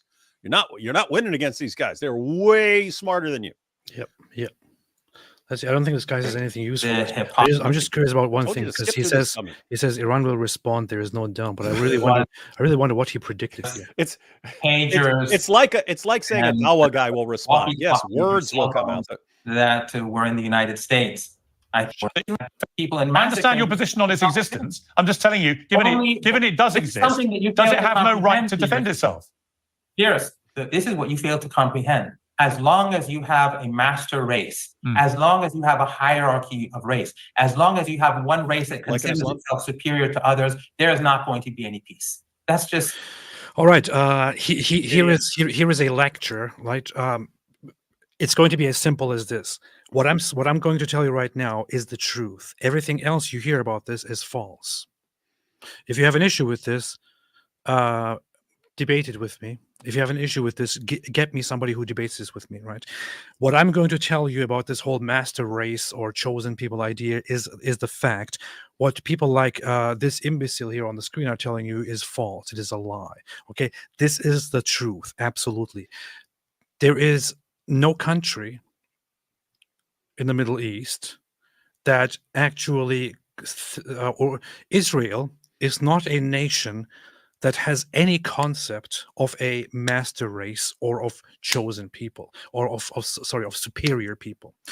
It does not have a concept of we are genetically superior. We are superior. We are better than everyone else because we are a better race. Such a thing does not exist in Israel. It does not exist in Judaism.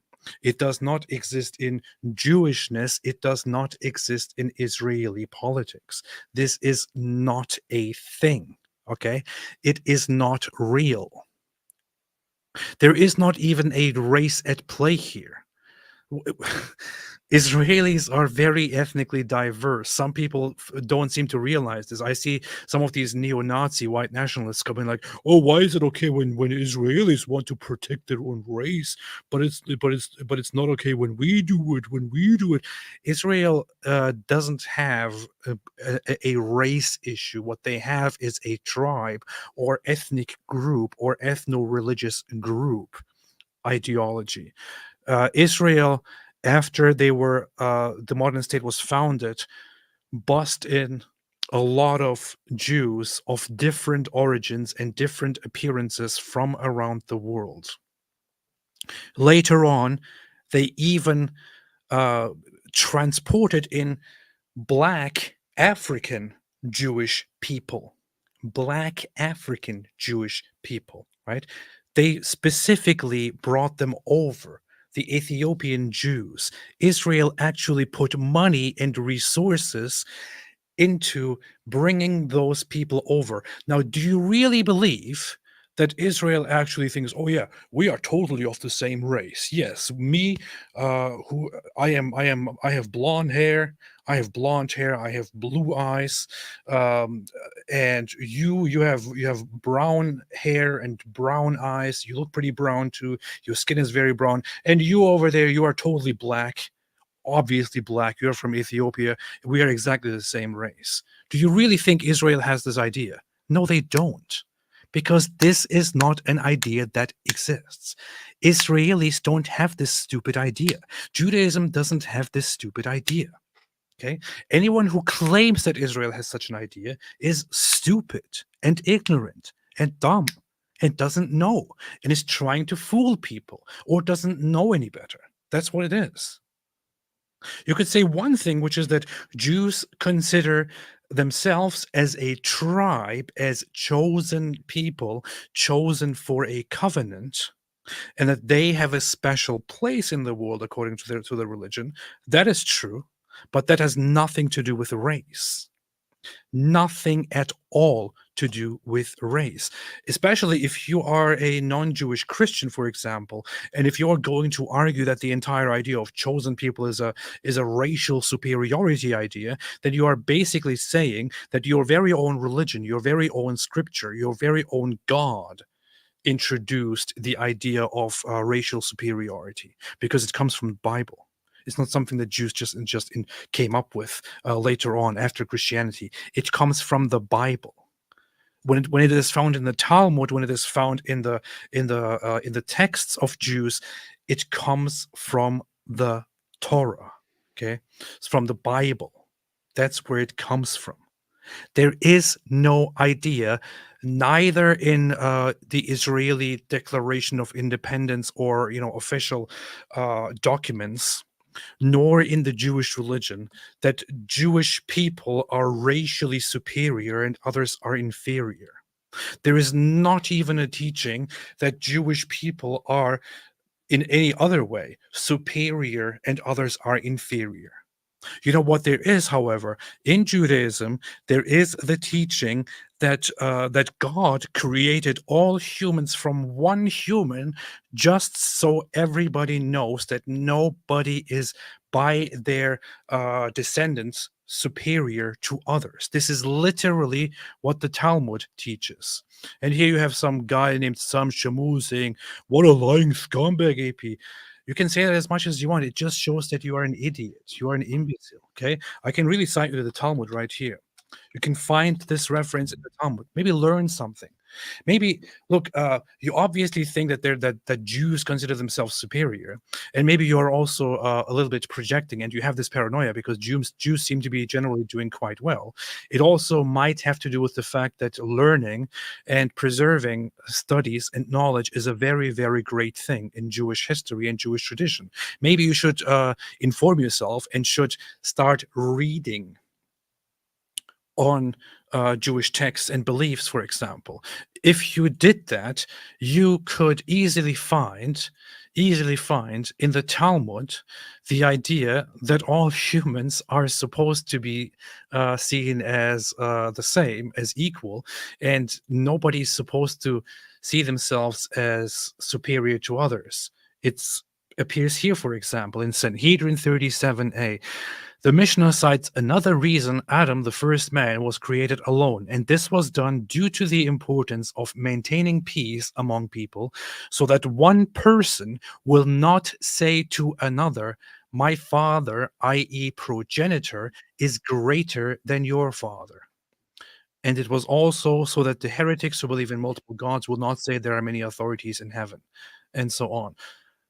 By this idea, by this concept, all humans are the same. The world was created for me as one person can be the source of all humanity and recognize the significance of his actions. This is what Jews believe, and this is what Jews have taught forever. If you have learned at any point, at any time, that Jews consider themselves racially superior, then you are simply misled. And maybe you should educate yourself and not start talking dumb nonsense on the internet. No, I only believe what I heard from my friends at the Free Palestine rally. That's all I believe. I don't care what the actual sources say. Don't tell me what I believe. I heard that from this guy at the Free Palestine rally. Don't lecture me by actually quoting it. Man. You know, I don't want to do this, and I don't want to hold this whole thing, but sometimes when I interact with people like this, like these idiots do, "Oh, they say we're superior."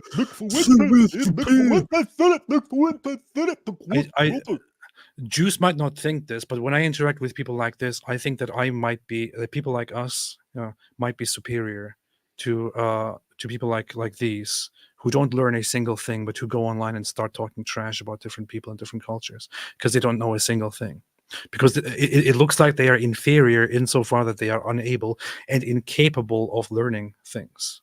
So yeah, Jews don't say that they are superior, but I will happily say that I'm probably superior to whoever that idiot was. Yeah. A fact of life, whether it's in the United States. Shut up, you dork. Get the hell out of here. He's your hero. To me, he was a despicable terrorist, but we will have to leave it there. Professor Randy, thank you very much for joining me. And by the way, if you like him, you're also a terrorist. That's a good little sick burn from Piers there. Yeah. Okay, he's your hero, but to me, he's a despicable terrorist. All right, we'll conclude with that. Perfect. It's weird. It's weird. I could be watching Piers and going, "What is he, a dope?" And I'll watch him other and like, "Wow, this guy's awesome." It's weird. Thank you. Well, let's go back to the panel. I mean, Mossad. Massad's laughing because of what Piers just said. You isn't to hear that view, but what is your response? Look, how to make Massad laugh. Islamic revolution leaders, Ayatollah, and before him, Ruh Allah. They have invested some 40 to 50 years into their proxies, and that includes Hezbollah, Hamas, and other proxies in the region. Now, what they see the collapse of their aggression, the collapse and the failure of many, many years of investment. What happened to Hezbollah is shocking to the core. The entire Islamists around the world are seeing the collapse of one of the most funded, equipped military force in the Middle East. And Ayatollah is not far from Israel's reach. He understands this. This is why he retreated after the assassination of Haniya. And by the way, I want to ask just a question. Okay? Who killed the Iranian president to begin with? The fact that Israel did not announce that did not mean that Israel does not have any hands in it. So Ayatollah and the other Hamas leaders in Qatar who think that they are immune to retaliation, they're totally mistaken. I said this from day one, and that's based on a personal experience with the Israeli intelligence of more than 10 years, that all Hamas leaders will be eliminated with no exception. Hezbollah, that was surprising to me how fast they actually collapsed. Wow, he's with us. It was like, the Iranian regime is. That's interesting.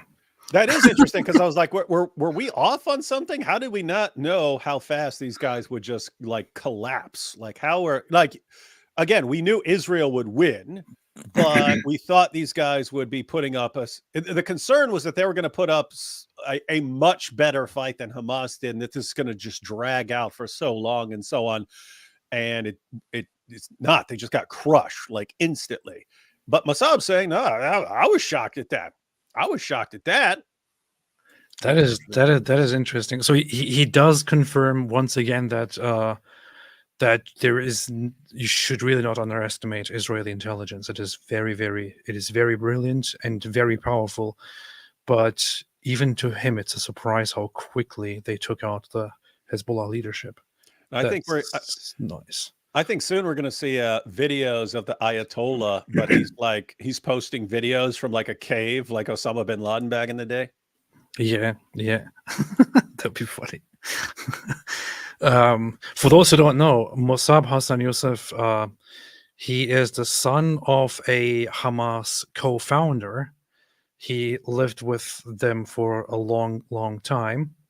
Just got into pro-Hamas activism and then was picked up and put into prison, where he stayed for a while and was then turned and joined the Shin Bet, the Israeli security agency, and started working for Israeli intelligence, where he also changed his worldview and everything completely, where he actively helped in preventing many terrorist attacks. But by their statement, he saved many lives who don't even know that their lives were saved by him. So that is the authority that he's speaking from. A lot more vulnerable. No, he speaks from the authority of the universe. Your program is ought to be destroyed. It's just a matter of time. There is no immunity for these people who have been destabilizing the region, taking advantage of the chaos they create. Then we have the clowns here, what so-called experts coming here in the West, spreading false narrative of occupation and Palestine. And what I say, Palestine never existed except as a colonial entity created by the Brits, lived for about 25 years, a colonial entity. It was never a country. It was never a nation. And today, when Omar and his friends come and say Israel is occupying force, I say, occupying what? If Palestine never existed, how can you occupy something that never existed? Okay, let me bring in. So now that is true. That is true. And you can shake your head as much as you want. There was no nation. There was no state named Palestine or named Palestine. It did not exist. Definitely not before Israel took control of the territory. That is definitely true. It's undeniable. Absolutely undeniable. The only time that officially a state by the name of Palestine was declared by the Arab side was after Israel took control of the land. So when it was part of Israeli control, that is when the Palestinian activist side actually declared a state by the name of Palestine. 40 years after the modern state of Israel was declared independent. This is all facts. Now they keep on. No, wait. I've got to let Omar Now they respond. keep going. They keep. He will have his Here's time. the He thing, will have his Piers, time. right? Now He's we are he's talking about a false occupation being narrative. fake and We Israel are not really talking Hang on, about don't a talk false over each other. narrative. Musab, you've had a chance to have your Okay, diatribe. Omar, you respond now. You're hearing Musab here talking about how occupation is all fake and made up and it's whatever. But it's incredible that when you look at what international law says, what the UN says, what the UN General Assembly says, what UN resolutions say in the Security Council, there is a complete and total consensus on the fact that Israel is an occupying power, illegally occupying the West Bank and Gaza and East Jerusalem.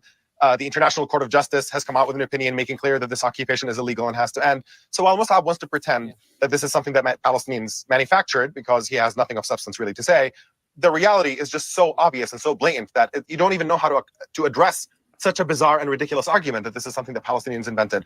Palestinians have been there for literally thousands of years. They are the natural continuation of people who have lived in that land for a very, very long time. And yes, it's true, Palestine was never an independent UN member, for example. Hey, cut that, man. Cut that. Clip that. I mean, that's like he's admitting what anyone who has any clue about anything involving this issue knows, but it's just rare to have someone admit it. Yeah, it wasn't a country. That's right. But that's a huge admission right there because it's so rare. No, there was a country. Okay, can you show us the country? Where was the country? It was there. It was there for a long time. It was there for a long time, and then the Jews showed up and they stole the country. He kind of he mixed in the UN, but that is not even necessary. Let me see. It's true, Palestine was never an independent UN member, for example, an independent country. No, you don't even have to say that. Palestine was never a country, okay? It never was a country. UN member doesn't even matter. Independent doesn't matter either. It was not a country. There is a state of Palestine that was declared officially in 1988, which is also one thing that triggered Hamas to come into existence, because Hamas themselves were against the whole setup of the so-called Palestinian state, because they thought, no, this is going toward compromise and going toward a two-state solution. We will never do this. We want all of the land. But that is what it is. You can find it here. I mean, it's as simple as going on a on a Wikipedia page, which you might then accuse of lying, of course. Here, State of Palestine. State of Palestine. When is it first coming into existence? When is it first declared? 15th of November, 1988. That is 2 decades, more than 20 years after Israel takes control of the territory. That is 40 years after the modern state of Israel is declared independent. 40 years after this is the first time that a state by the name of Palestine is declared. And then they want to retroactively say, oh, this was our country. This was our country. It was our country. It was occupied by the Israel. It was occupied. It was our country. Country. But by the same token, Native Americans in the United States were never also did not have a state that is a member of the United Nations. It doesn't change the fact that they were living on their own land and that colonists came and take over and drove them off of that land and created a new state on top of them. So Israel was created at the expense of Palestinians. And while Except that's not what happened. Those are completely different things. That's not what happened. Number one, the so-called Palestinians are not people who are totally native to the land. They are a mix of people who are native, and many of them came later with Arab influence. Their genetics are significantly different from certain populations inside the land that go further back and have no Arab influence, for example. Also, the Jewish population. There was a significant Jewish population that always lived there, and the Jewish population that came after the 1900s or prior to the 1900s, at the end of the 19th century, and especially in the early 1900s, didn't just drive people out and take their land. That's not what happened. It never happened. This never happened. It never took place. This is a complete myth. It never occurred. Okay. The worst thing that you can claim is that they came and some of them bought land that was owned by Arabs. They bought land that was owned by Arabs, and it was then from then on their land because they legitimately bought it. Such cases did happen. That doesn't mean that they forcefully took the land and kicked the people out. Such a thing did not take place. The only time where land grabs actually happened was after the Arab side started fighting and declaring war on the Zionist Jews. And I'm sorry, you can cry as much as you want about that. Shouldn't have attacked them. While you might talk about this militant group or that militant group or what their charter may say about the destruction of Israel, in the case of Israel, it is active policy that we're watching is to destroy Palestine. This isn't theoretical. We're not talking about what their charter. Yeah, the very same country that offers Palestinian statehood many, many times, and keeps helping shuttle in massive amounts of food and so on. Yeah. And which could wipe them out literally overnight if they really wanted to, but never ever does. Yeah. That one and only seems to do anything with them when they start attacking and firing weapons and crossing the border and killing and taking hostages and so on. Yeah, it's just they're just Israel's just hell-bent on. We were just talking about this. We were just talking about this, how they will give a description of everything Islam is doing, and then they'll just apply it all to Israel, and then they'll act like Israel's the problem, even though that's literally exactly what Islam is doing.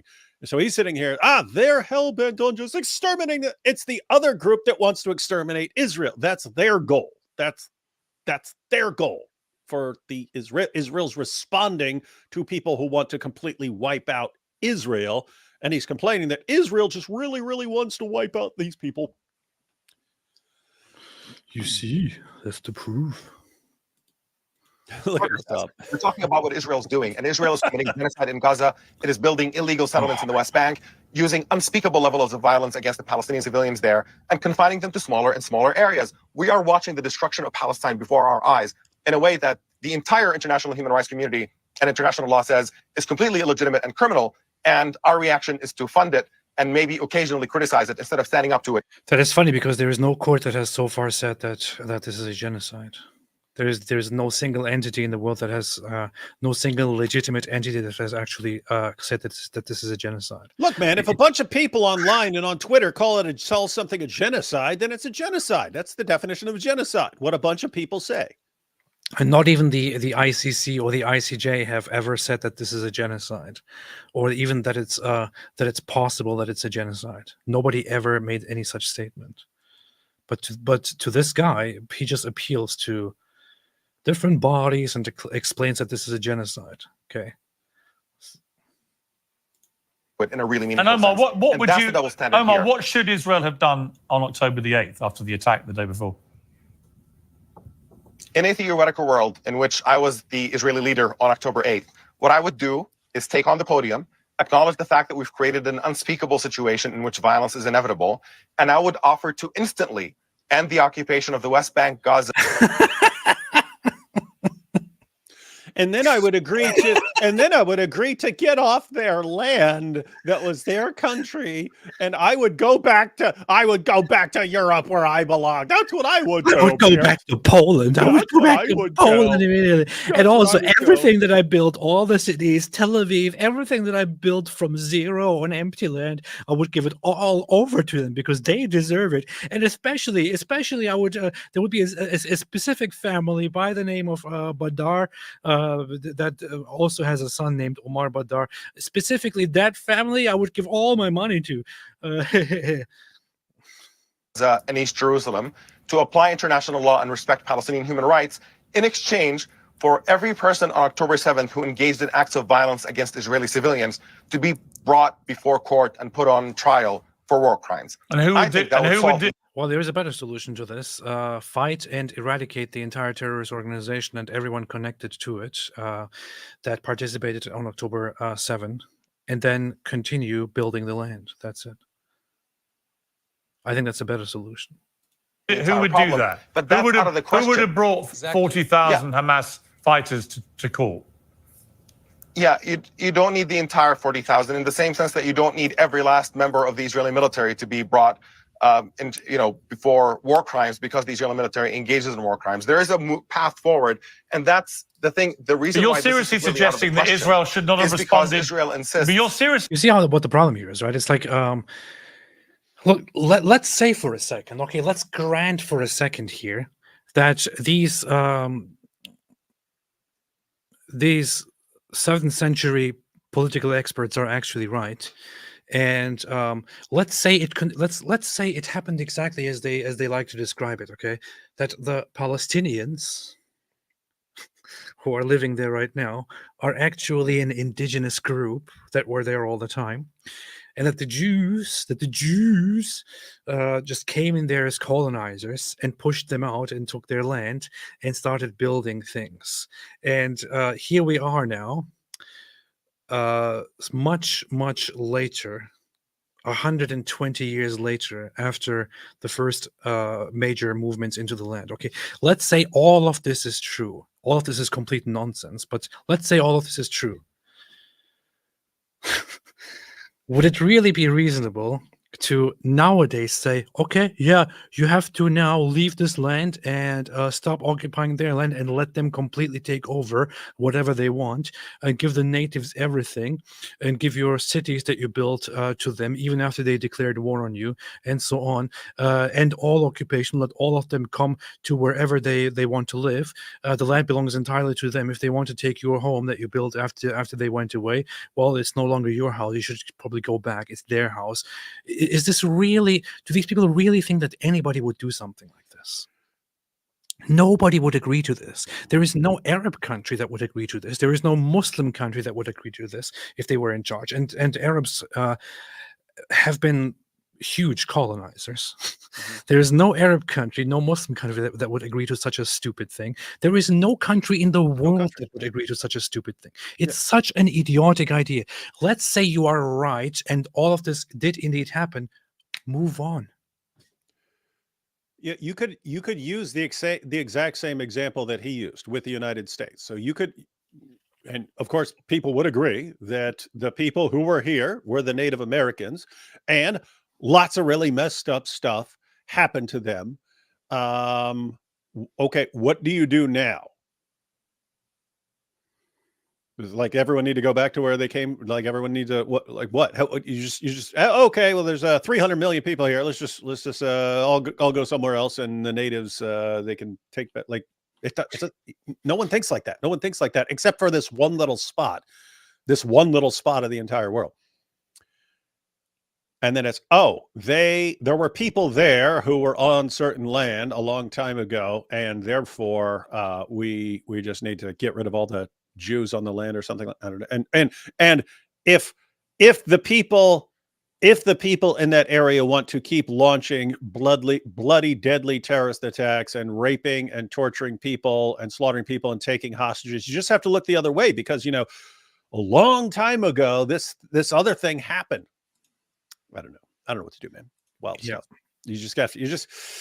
sorry, buddy. You're making the case for, dude, AP. This is the same thing we keep bringing up. Namely, Piers does tend to come back to if you're saying that Israel is doing this wrong, what should Israel do instead? If you were in charge, if you were in charge, what would you have done differently? Every time he ask that question, either people won't answer, they won't say what Israel should be doing instead, or they give that and it's a completely insane answer that is just, it puts you in fantasy land. Yeah. The whole thing is also it's also much harder to convince the Jews of doing such a thing, considering that it is undeniable that they have a historic connection to the land. Okay, and even when the issue first came up in the United Nations, or the League of Nations, which came before the United Nations, it was very explicit in the 1920s. It was very explicit that they said that this mandate should serve for the re-establishment of the Jewish national home. That's what the League of Nations said in 1920.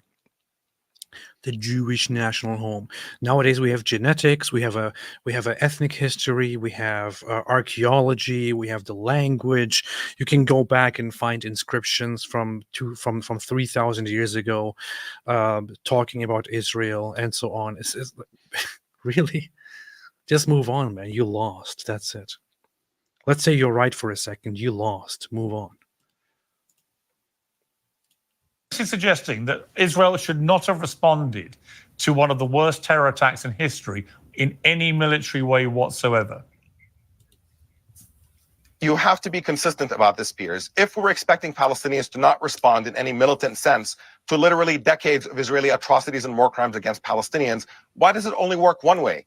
Why do we say that Israel must respond militarily, but Palestinians are never said to need to respond militarily to decades of Israeli occupation and war crimes? The Arabs have started the fighting every single time. Israel is the one responding. You can't start fighting, then whenever Israel responds, say, oh, they're doing this. Why is that fact double standard there? Because the argument, as you know, from the other side is if you go back to 1948, that there have been a series of escalations in those 75 years, with blame being attached to both sides, small things happening, which then trigger outbreaks of war. And it's gone on now for 75 years. And at the center of it is an ongoing, but here's my point. The center of it is an ongoing dispute about territory and land. I get all that. But ultimately, you cannot have a situation where on one... Why do they never want to talk about this?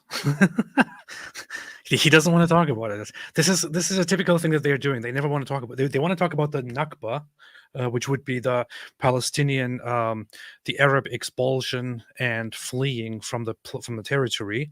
They never want to talk about what happened before that. They never want to talk about it. What happened before that is that the Arab side started an extermination war. First against the Zionist communities and then finally against Israel. And they lost. If Israel was just as bad as they are, they would have been eradicated. Israel is not as bad as they are, which is why they are still around. One day, that volume of people are massacred and wounded, in 7,000 people wounded, and that Israel just does nothing. It was so far and away beyond anything anyone had seen in that conflict for 75 years in one day. Of course they were going to respond. Of course Hamas knew. Of course Hamas knew that would be what Israel would do. So they knew what would happen to their own people, and they didn't care. Iran knew what the response would be, and obviously knew what Hamas were going to do. Hezbollah's reaction was not to show a modicum of sympathy for any of the people killed. It was to launch a barrage of rockets in sympathy with Hamas, the terrorists who perpetrated it. And they've carried on doing that for a whole year, and they've displaced 65, 70,000 Israelis from the north of Israel. And at some point, of course... Why is he shaking his head again, man? This is fact. There's nothing even to deny about this. Yeah, it's become... not you're saying something false. It's if you're saying something completely true, but I don't like it because it hurts my case and it hurts my feelings, then I just shake my head. Like How about no? I don't like your facts. I don't like your facts. AP, say things that are totally true. Grass is green. The water is wet. The sky is usually blue. Shut up! Come on, that's totally stupid. You're lying. This is Zionist propaganda. Sorry, I wanted to go into shank mode. Look, it's actually as simple as this. I mean, you don't have to listen to anybody on this. It's kind of funny that he doesn't want to talk about 1948. 1948 Arab-Israeli War, an existential war fought between Israel and Arab forces from Egypt, Transjordan, Iraq, Syria, and Lebanon. The war formally began on May 15, 1948, and ended on July 20th, 1949, although it followed a civil war that began... For Arabs, the war is remembered as the Nakba, from Arabic al-Nakba, catastrophe, because of the mass displacement of Palestinians that resulted from the war, for which they can only blame themselves. And let's see here. When did it begin? Civil war, Jews, Arabs. The conflict between Israel and Arab forces outside Palestine began on May 15, 1948, when those forces swooped in from neighboring countries just hours after British forces withdrew from Palestine, region Palestine, not country Palestine, and Israel had declared its independence. So what does it say here in this article, which you can even cite in a scholarly way? It says the conflict began when these surrounding Arab forces from neighboring countries swooped in just hours after the British forces withdrew from Palestine and Israel had declared its independence. So Israel declares its independence, the British forces leave, and as soon as that happens, the Arab nations and the Arabs inside the land start attacking Israel. That's it. That is what happened here. And what's the result of this? Israel kicked their asses and won, and then expanded. And since then, they are still sour about this. You lost. You started the fight. You lost. Move on. Israel is going to respond. Now, what part of what I've just said is factually inaccurate? Yeah, I think the entire framing that Israel is responding is at the fundamental core of what's wrong. I'm not denying historical. The reason I prefaced it by saying not historical. I said there have been 75 years of flare-ups and wars and everything, and you can argue about all the history as long as you want. What you can't argue with is the scale of what happened on October the 7th was so horrific. It was always going to get a there's no massive denying response. it was a major attack. Sorry? Yeah. There's no denying it was a major attack. No, here's the thing, Piers. This is not about tracing it back as a tit for tat. Well, they did this before and those people did this before. There is a status quo. It's not equal sides that are living on both sides of a border that are perfectly living fine and equal, and then one of them chooses to launch an attack against the other. You have a fundamental status quo in which one people rules another, in which Israelis every day, decade after decade, are free. This is so funny. This guy comes in here into the conversation saying that Mossab Hassan Youssef is not a serious person, and then he just does this. You can't have any proper conversation with this guy. He will never stick to the topic, will never talk about substantial issues, always get back to Israel oppressor, Palestinian oppressed. Free and live in complete freedom and democracy and so on. And you have Palestinians in Gaza who are living in a cage, not allowed to go in and out, have no freedom, But Hamas have no were economy. given. They were allowed to go in and out. Lots of them would go on vacation. Many of them would work inside Israel. They had higher living standards than half the world. They had beautiful streets. Had, of course. Lots of people around the world. Pakistan, a free Muslim country, is much worse than Gaza ever was, and so on. This is just a complete lie. Governmental power. Yeah, but hang on. No prospect for a Hamas better was future. given governmental power from 2005, and all it did was spend billions of dollars building a huge underground tunnel network so it could continue to wage terror against Israel. They squandered that money. They're going, no. What are you talking about? No, What the heck is this guy? What the heck is this guy shaking his head at? That's completely factual. Piers, and they built lots of tunnels. No, don't no tunnels. No one built any tunnels, Piers. That's a lie. That's a Zionist propaganda. It's Zionist propaganda. My goodness, man. Let's see. So, right, as you watch news in Gaza, keep one thing in mind. The largest terrorist organization in all of Palestine and Israel, known as the Israeli military, has killed thousands of Palestinians, breaking into Palestinian homes, kidnapping. If you find yourself outraged at what Hamas did, look at this. Isn't it funny? I'm going through this guy's October 7 tweets. First tweet about the attacks is not a condemnation. It is basically about how the other side, Israel, is actually bad. Footage of Israeli soldiers breaking into Palestinian homes and kidnapping. unrelated stuff. If you find yourself outraged at what Hamas did, morally consistent, care about the lives, then you should condemn Israel. Another piece of hypocrisy to anticipate, talking about hypocrisy. Palestinians must lay down and accept living under brutality. Israel in the midst of committing another massacre in Gaza.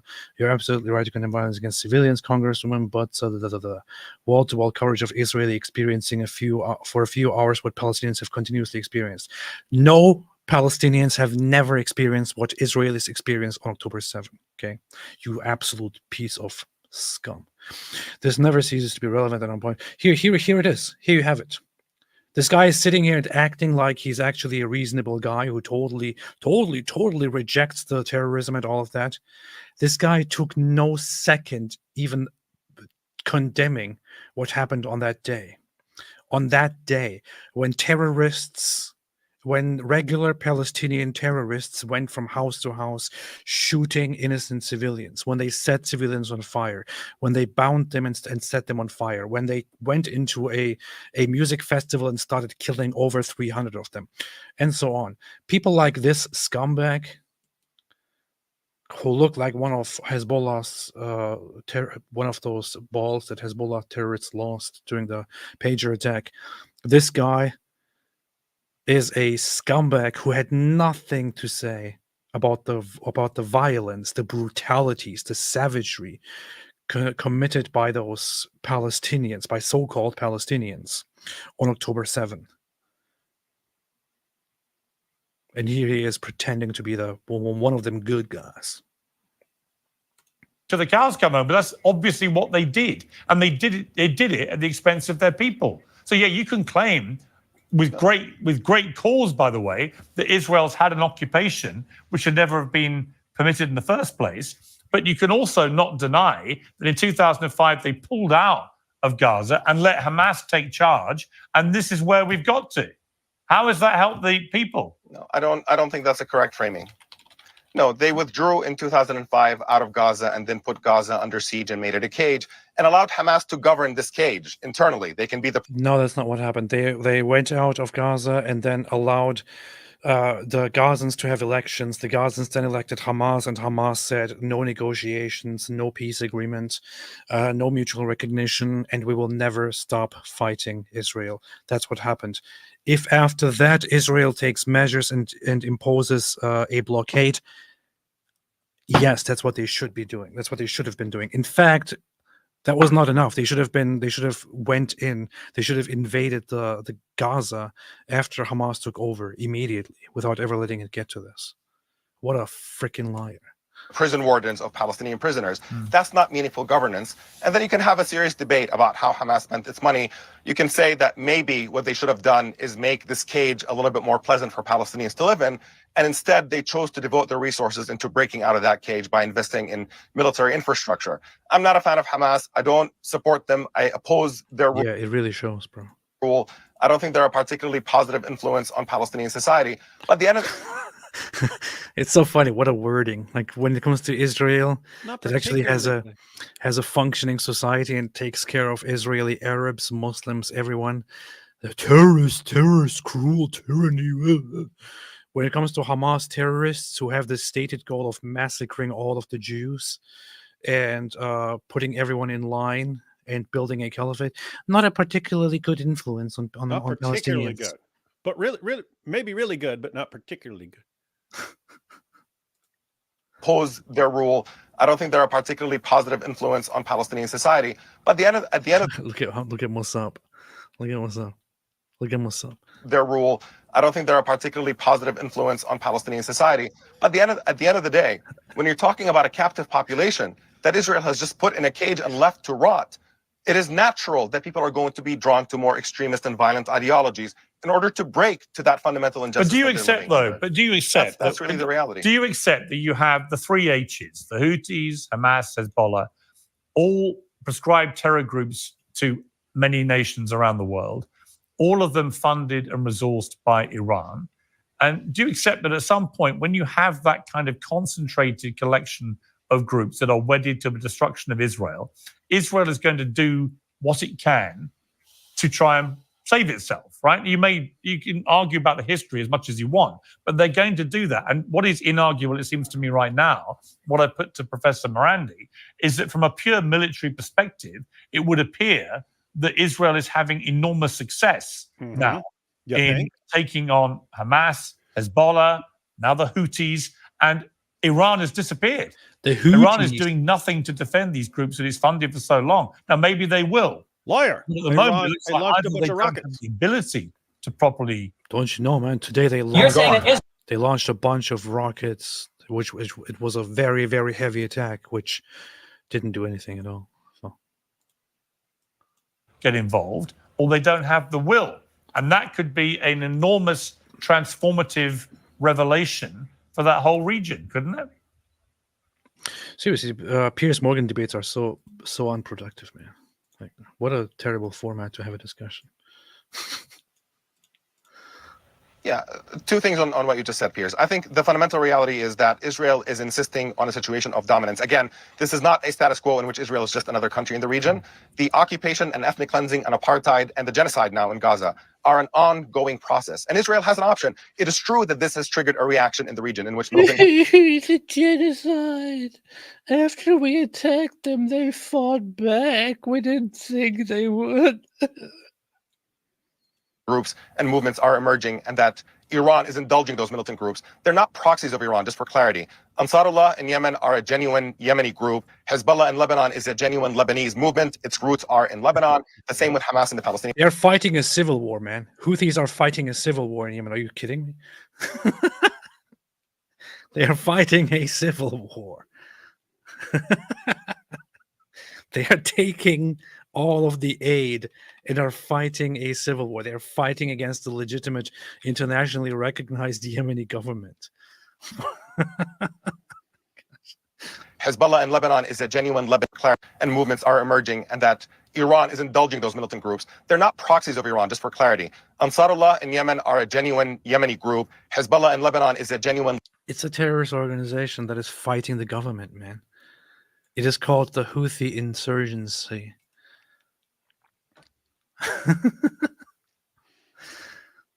And I wonder if he defends them in any way. Lebanese movement, its roots are in Lebanon. The same with Hamas in the Palestinian area. Hezbollah was initially created by members of the Iranian Revolutionary Guard who trained them. 1,500 members. Yeah. Originally trained Hezbollah to get them going. Of course, they're a proxy. Yes, yeah. Iran is supporting them in order to get them going. But members of Hezbollah are Lebanese. Hassan Nasrallah, who was just assassinated, was born and raised in Lebanon. To me, proxy implies that they're not independent actors. Oh, to you. Oh, okay. To you, I see. Okay. They're just tools that Iran sent into the region. That's exactly what I think Hezbollah is. These are actors in the region. No. They are actors in the region that are defiant towards Israeli regional dominance, and because they have a common cause with Iran, Iran is arming and training them. That's the dynamic. No. And this is not even deniable, man. Hezbollah is directly a creation of the Islamic regime of Iran, and they are. That's in like Hezbollah's manifesto. That's what they're there for. They're there to wage war against Israel and to be, in effect, Iran's puppet in the region. That's it. That's what they're there for. No, they're a totally independent group. Nothing to do with Israel. Iran just supports them. That's it. Iran is just supporting them, man. You got it all wrong. Yes, Israel has an option. They can start behaving within the bounds of international law and reach a peace agreement with the people around them and with Palestinians that would then suck all the energy away from these fanatical groups that want to keep fighting, or Israel... Or how about this? You guys could start behaving and learning to live in peace, start building things.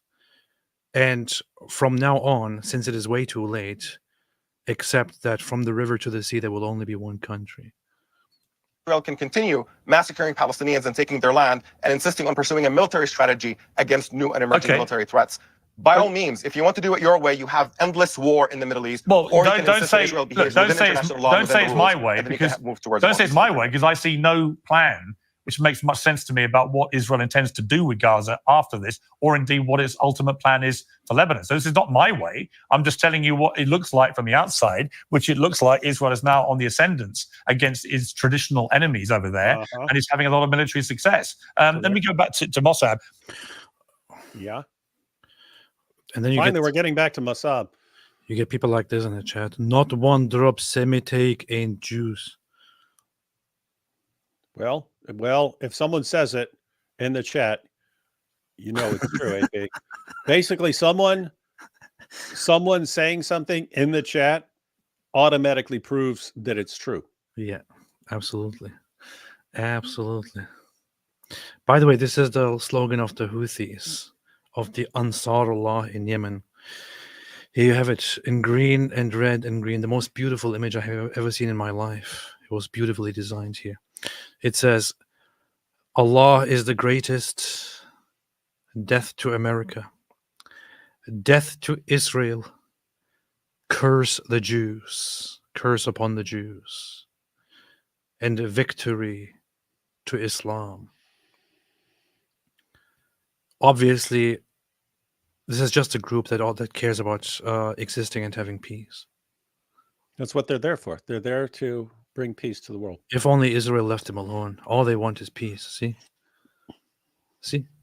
Their slogan. This is literally their slogan. This is the flag they hold up. See, all they really want to focus on is graphic design, but Israel keeps messing with them. Now, if Israel just left them alone, these guys would just be focusing on their careers in graphic design because that's what they're good at. The most beautiful design in the world. Look at that. That is high resolution. That is high. Look how much you zoomed in on that, and it was still very, very, very clear. High resolution. I can't do that. I can't do that. If you started zooming in on something I made, we'd start seeing pixels. I mean, this is really good stuff, man. So don't be making fun of these guys. What's wrong with you, hypocrite? You can't do it. Are you people that are underdeveloped cave people? Look at this. Underdeveloped cave people whose slogan is written on the ugliest thing that I've seen in my entire life. The ugliest ever attempt at making a symbol or a flag for themselves. And what it says is just as ugly. Allah is already ugly in and of itself. But it says Allahu Akbar, ugly. Death to America, ugly. Death to Israel, ugly. Curse upon the Jews, ugly. Victory to Islam, super ugly. This is who your guys are, man. Bunch of cavemen. That's very offensive, by the way. Yeah, you actually predicted that Nasrallah was about to be assassinated. You posted on September the 23rd on X, 4 days before. Let's gamble. Anyone who predicts the day and date of Hassan Nasrallah's assassination will get an autographed copy of my new book, The Last Prophet, $777 in cash. On what day and date Hassan is scheduled to meet Allah? Hey, you were right. Allah. Who the F is Allah? Hey, did you see it? It actually turned out to be a bunch of people who, because you had tons and tons of people predicting different days, but there was a bunch of people who predicted that day, and he says he's paying all of them. He's paying all of them, giving all of them the book. So it wasn't just one person. Our viewer Anne Wyckoff was one of those people. She guessed it right. And she is going to get some money and the book signed by Mossab because she guessed it right. She got it right. She knew exactly when he was going to be taken out. Might be because she has inside knowledge from the Jews or something. I don't know. It felt like God is on Israel's side. That is the thing. He's definitely not on the Islamist side. Definitely not on their side. And I think Muslims are feeling that, and that's why they're becoming increasingly unhinged on this issue. It's like, back on October 7th, they're weak. We can get to them. Well, if we just dial things up and we attack from all directions and we launch these protests around the world, Israel will feel our wrath and they will be crushed and humiliated. And here we are a year later, all these groups, everyone who's attacking Israel is getting crushed, and they're losing their minds because this is not how things are supposed to go. The Quran says Allah is not going to give the unbelievers a path to victory over the believers. And here we are over and over again. Islam takes a loss, then takes another loss, another loss, another loss, another loss, another loss, another loss, another loss. You guys believe in the God who's going to give you victory in all these situations, and he's not. So sounds like a good time to reevaluate your theology. That's what they do. That is what they do. That is what they do. Let's see. عاجل نجدد التذكير به بأثرات هذه الضاحية جيش تحديدا وتجدد Nothing, just some visuals. Israel shelling southern Lebanon places. It's southern suburbs of Beirut. Okay, southern suburbs of Beirut are Shia suburbs where Hezbollah has its stronghold. So that is where Israel is once again shelling and bombing. That's what's happening right now. Just looking for updates to see what's happening right there. Anything new? Anything new? Nope. There are very few updates right now. Not much happening. Good. So, putting your predictive hat on again, what do you think is now going to happen? If, as is being reported widely now, Israel launches what they call a limited ground incursion into Lebanon, where is this all going to end? Well, the eyes are not only on Lebanon. The most important target and the priority number one is the Iranian nuclear program. This is priority number one. We cannot afford allowing any Islamic entity to have mass destruction weapon because they are not showing responsibility. They have been bullying, they have been intimidating other religions and ethnic groups. The Islamic hatred against the Jewish people is evident. And of course, many people can hide behind the Palestine as a device to express their anti-Semitism, to inflict pain on the Jewish people after they suffered a genocide on October 7, which, by the way, by the definition, the only genocide was committed is on October 7. What's happening in Gaza is not a genocide, it's collateral damage. It's the use of human shields that has been justified by Omar and many advocates on behalf of Palestine who think that the use of human shields and kidnapping people and raping and looting and the calls for annihilating of a human race is a form of resistance. This is their, you shut up. You shut up. It's my turn now. So now he just Mossab sat there and listened to this guy for like 3.5 hours as he just droned on and spouted complete idiotic nonsense. And then as soon as Mossab starts responding, don't lie, it's a lie. Look at this. Mossab sat there quietly and listened to this guy for wow, man. For how long? From 35 to for 10 minutes. For 10 minutes, Mossab was quiet and just listened to this guy's drivel here. And the guy just can't let him talk for a minute. They invert the resistance. This is their using of a human race is a form of resistance. This is their, you shut up. You shut up. It's my turn now. Let's shut play up. A game. Let's play a game. Game is called Shutty. Shutty. You do this. Like your mouth, you do this. You do this. You know this? You know this? Wow. And the calls for annihilating of a human race is a form of resistance. This is their, you shut up. You shut up. It's my turn now. You need to clip that, man. So now, you shut up. It's my turn. They invert the narrative. They invert the narrative. Every time they suffer a defeat, they call it a genocide. And we say, no, there is a big difference between defeat and a genocide. You started this war and you killed Jewish people on October 7 by the name of Allah, not by the name of Palestine. Then the entire Muslim world backed Hamas in a global offensive against the Jewish people, a small minority that is resilient to time, with overwhelming evidence in relationship to the land, the only indigenous people to the land who did not oppose allowing the Arabs to stay in the state of Israel. This is why we have 2 million Arabs in Israel. What is this guy denying, man? What are you denying? Look, my strategy on the Piers Morgan show will be everything that's said, no matter how factually correct, I will just shake my head the entire time. Just Google Israel's Arab population. Okay, here, simple Google search, man.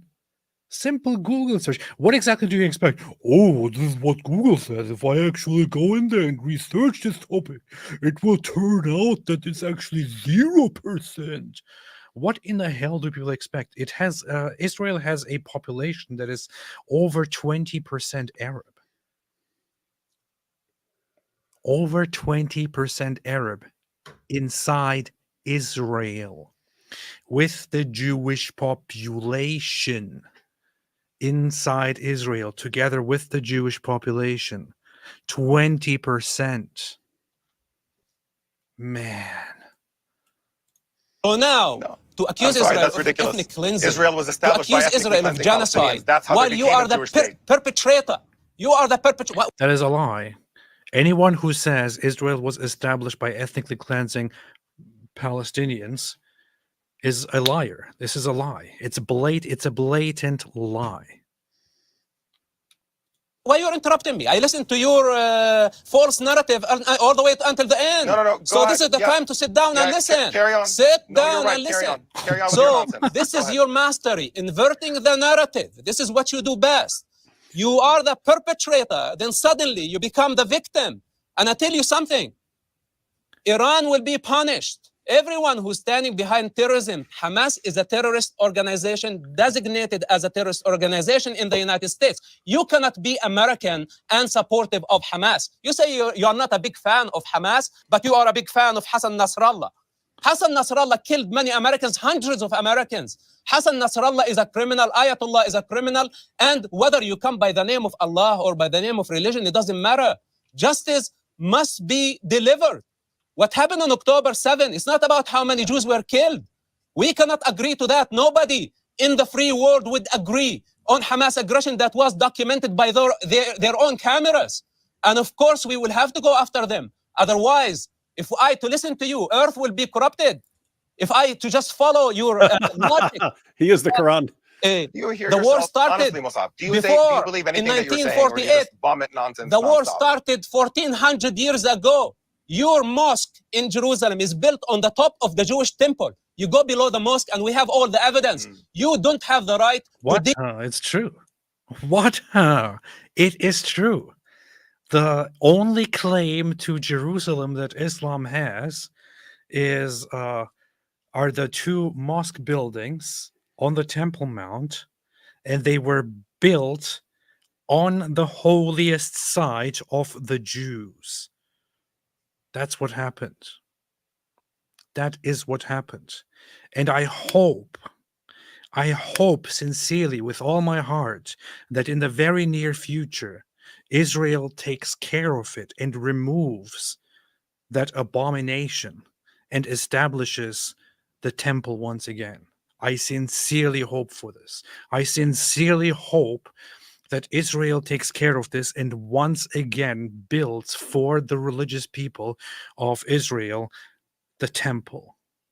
And that this abomination called the Islamic mosque, the golden, the dome of the rock, and the Al-Aqsa, that they are entirely removed. They do not belong there. They do not belong there. They need to go away.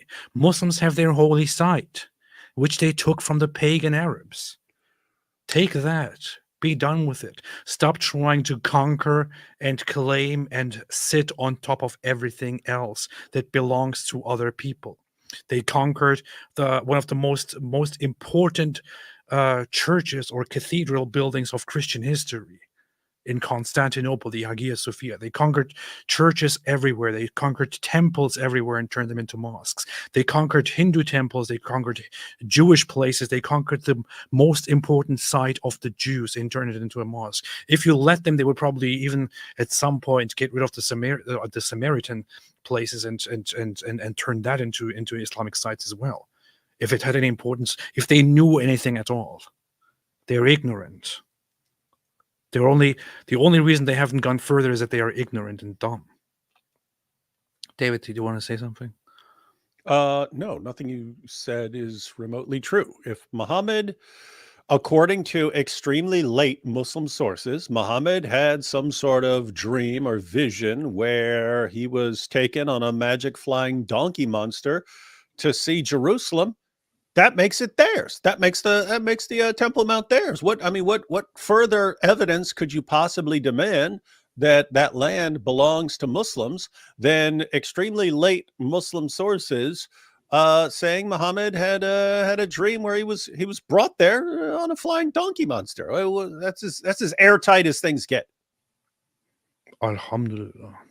That's true. That is true. That is true. What world war? We don't want a world war. Who cares about your world war, man? Stop being afraid. Nobody should be afraid of the Muslim outrage. It belongs to Jews, and that's what it should be restored to. Delegitimize Israel. Oh, here's what it looks like. Israel has almost completely crushed Hamas already. They took out the entire Hezbollah leadership. They've announced that they're about to take out Iran's leadership, apparently. They're going to crush the Houthis. And then guess what? As AP has shown, a bunch of other places in the Middle East actually don't want to fight with Israel. And so if they crush all the people who do want to fight, and the rest of the people in the Muslim world don't want to fight, okay, how is that a world war? How's that a world war there? Yeah. We went there. We saw the archaeology. The whole Israel is digging and researching under the square for the Western Wall. Under the Western Wall is analyzing, digging, researching the whole place, and they are uncovering so much history belonging to Jewish history, Jewish times, so much belonging to when Romans ruled and reconstructed the place, and so on. What the only connection that Islam has to that land is that in the 7th century the Islamic invaders came and put their own abomination on top of that place. That's the only connection they have. It is their obligation to get out of there, to leave it, and let them build it. Country has just played a video. Honestly, right now I can't take any of this nonsense. I'm sincerely just banning you right now. If you want to watch the video, go watch the freaking video. Bye, Contra. I loved the video game, but not the moron constantly whining. Why don't you play the video? Because we are reviewing the video. If you want to watch the video, go watch the video, man.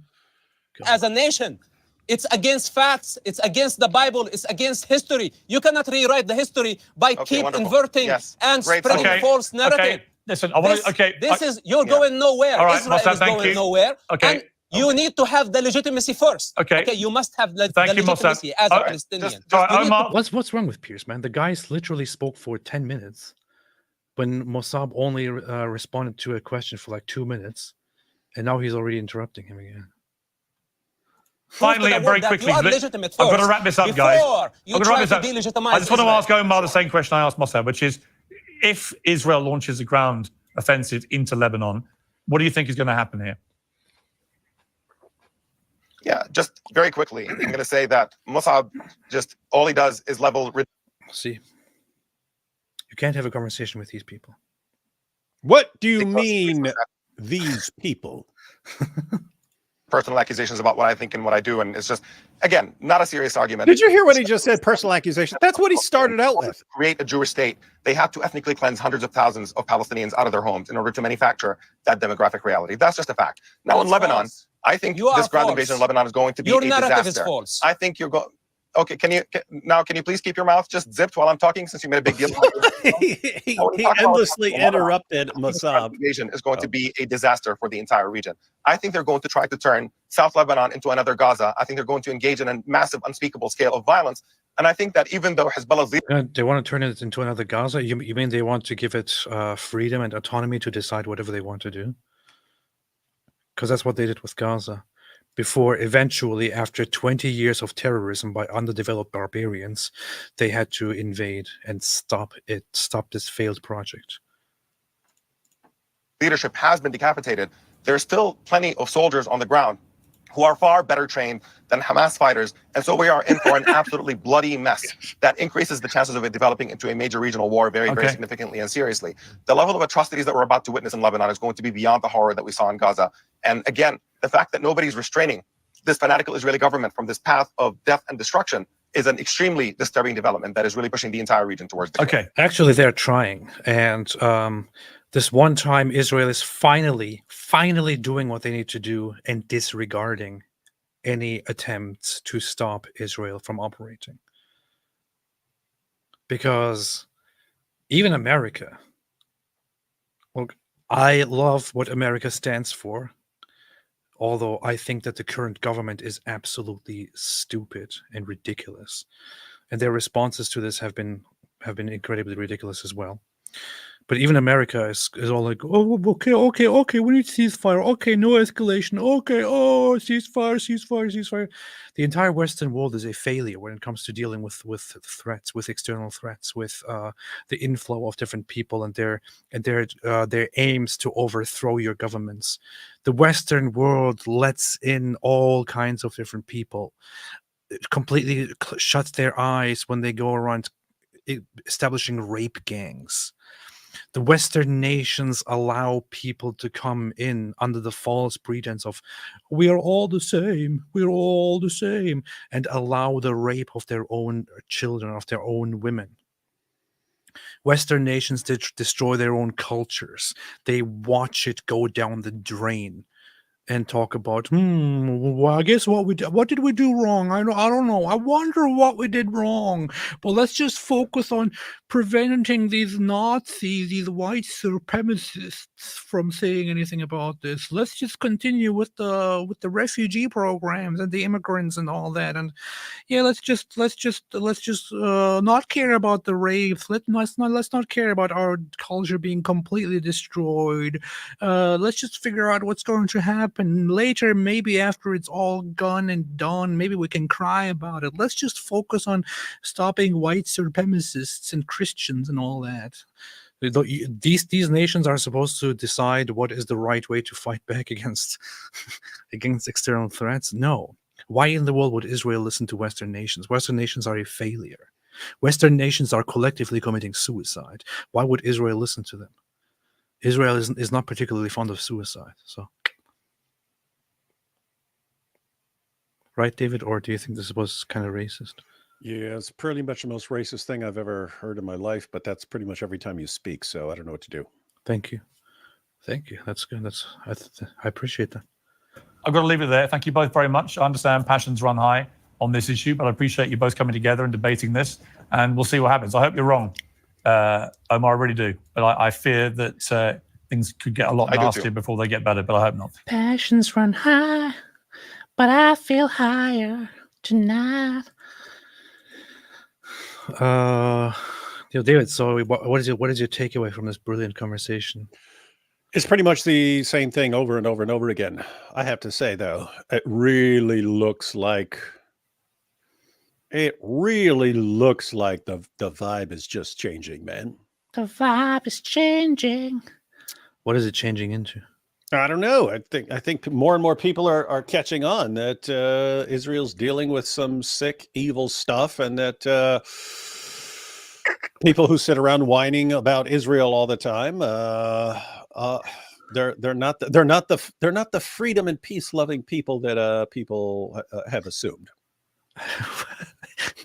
What is this guy talking about? Mustafa Hassan Yusuf just tweeted, failed to swallow his pride. Ali Khamenei just gave Israel the legal ground to carry out a highly classified 2-decade in the making operation. He posts a picture. Code name Ali Baba Ganoush. That's a food. That's a dish. What are you talking about? He wants them to take out the plants. That's cool. That's cool. Oh, it's based. Look at this based picture. This is what we want to see. This should be the future of Iran. Inshallah soon. Anyway, And Wyckoff said at the end, I literally had to throw a shirt over the right side of my TV so I didn't have to see the guy shaking his head while Mossab was talking. Pierce's show is annoying. It indeed is. It indeed is. Hunting Shark, AP and Daily Wire, do you both believe because of Islam's supremacist racist beliefs and its violent nature should the world leaders in powerful states designate Islam as a terrorist ideology? No, I don't think so. I think they should generally fight it, but that's it. What do you think, David? Yeah, I don't know how that would work. Designating Islam as a terrorist ideology. Yeah, I don't think that'll work. Nor do I think anyone's going to do it. That task falls to us. Governments need to actually deal with the terrorists, and people like us need to deal with the ideology. Alhamdulillah. Barbaric Arab behavior. Anyway, those Zionists. What do a redeemed psychopath and an agnostic ex-Muslim have in common? The eyes are the letter strap of the anus, and Muhammad will remove it. This is true. Thank you so much, Nomadikus, for this very, very insightful commentary here. And Wyckoff, Piers Morgan needs far better guests. He does indeed. That bald guy who looked like the lost Hezbollah testicles was not it. That one Jewish girl said Piers Morgan should get Abu Ubaidah in there. He should, and then he should shoot him on air. On the road again, made a super sticker. Thank you so much. Appreciated. Lord Stennis said all he knows about is falafel sandwich. All you know is about falafel sandwich, and you were blown away by the Palestinian experience. The real takeaway from this exchange is you saw what a dirtbag that dude was. And Yeah. what is he? What is his belief? Agnostic. That's true. I think we've all learned a lesson about agnostics and how awful they are. Nope. I think it has to do with the fact that he looks like a Hezbollah testicle. Hu Jintao says this bald guy looks like the love child of Mo Bishop and AOC, Islamist, but also woke, who uses pronouns and so on. That's true. That's true. Beatrice Nunes, AP Winfold German mode. That's what I do sometimes. That's what they do. Especially when we talk about terrorists, because urinating upon one another. That's what they do. Yeah. Noam MKW bets on the date the Iranian regime falls. I would say 6/6/26. David, what's your guess? No, I think it's gonna happen before then. See? Beast. And Wyckoff, one bet Biden will tell Israel to take the win and not respond to Iran again.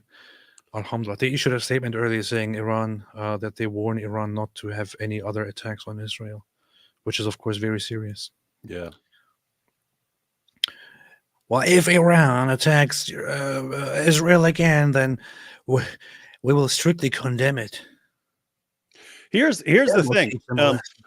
Part of the strategy we've mentioned before, part of the strategy for the endless rocket attacks is Israel's Iron Dome is neither free nor cheap. It is expensive, intercepting all the rockets from Gaza, from Lebanon, from Iran, and so on. It's very, very expensive. And the idea is, yeah, you're not gonna get through this time, but if you just keep it up, maybe eventually you wear them down and so on.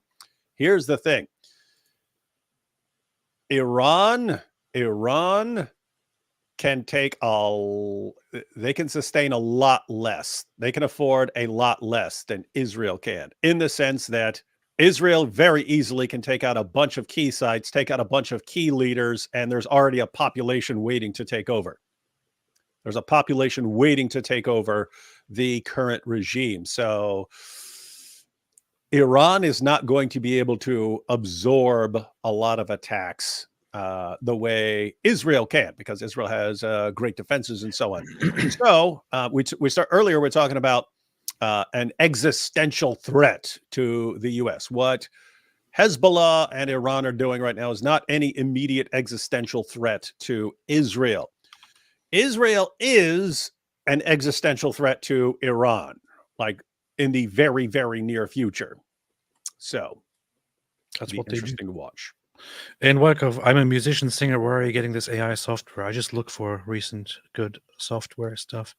But you're a musician singer. Get in touch with me. I need some singers to sing song. I'll do it. I need some singers sing song. Give me the lyrics. I'll sing them. Okay. Okay, we'll do that. Basic said this song bangs, Hassan. Yeah, that's a beautiful song. My voice sounds like a chorus of little birdies when I sing. Hey, have you ever seen these Jewish hotties, these Israelis celebrating the September 11th? Wait, they were celebrating? This proves that the Jews were behind it. You see? This Oh, wait a minute. proves that the Jews were behind it. Oh, wait a minute. It says 2 British teenagers had an unconventional Halloween costume last week. They're burning 200. Oh, wait. No, never mind. Wait, so the British were behind it. The British carried out the British attack. You see? This is so funny. You have these things, like somebody posted this earlier. Yeah. So somebody actually posted this stupid conspiracy theory earlier of how Jews were celebrating the Twin Towers going down, and they were doing this for religious reasons on their Purim holiday. This is the proof that the Jews are evil. Oh, wait a minute. It's actually 2 British girls. So that means that British people are evil. I guess. I don't know. That's how it always goes. Anyway, let's switch to this one. Ari Wasserman, does that music software have Dua Lipa's voice? You could make it so.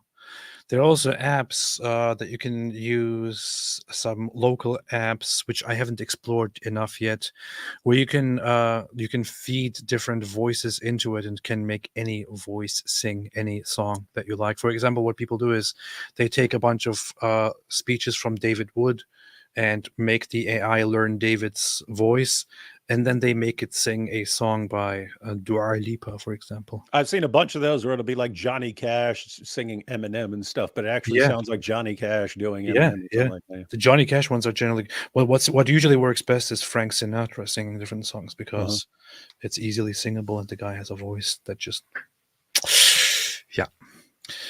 John Choi said, so they sent missiles and injure a Bedouin girl and squish a Palestinian to death. It's almost as if they hate Arabs more than Jews. Or maybe it's because the only God in question here is protecting the Jews.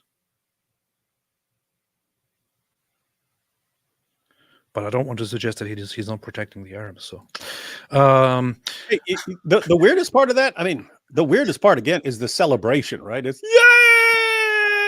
yay! What?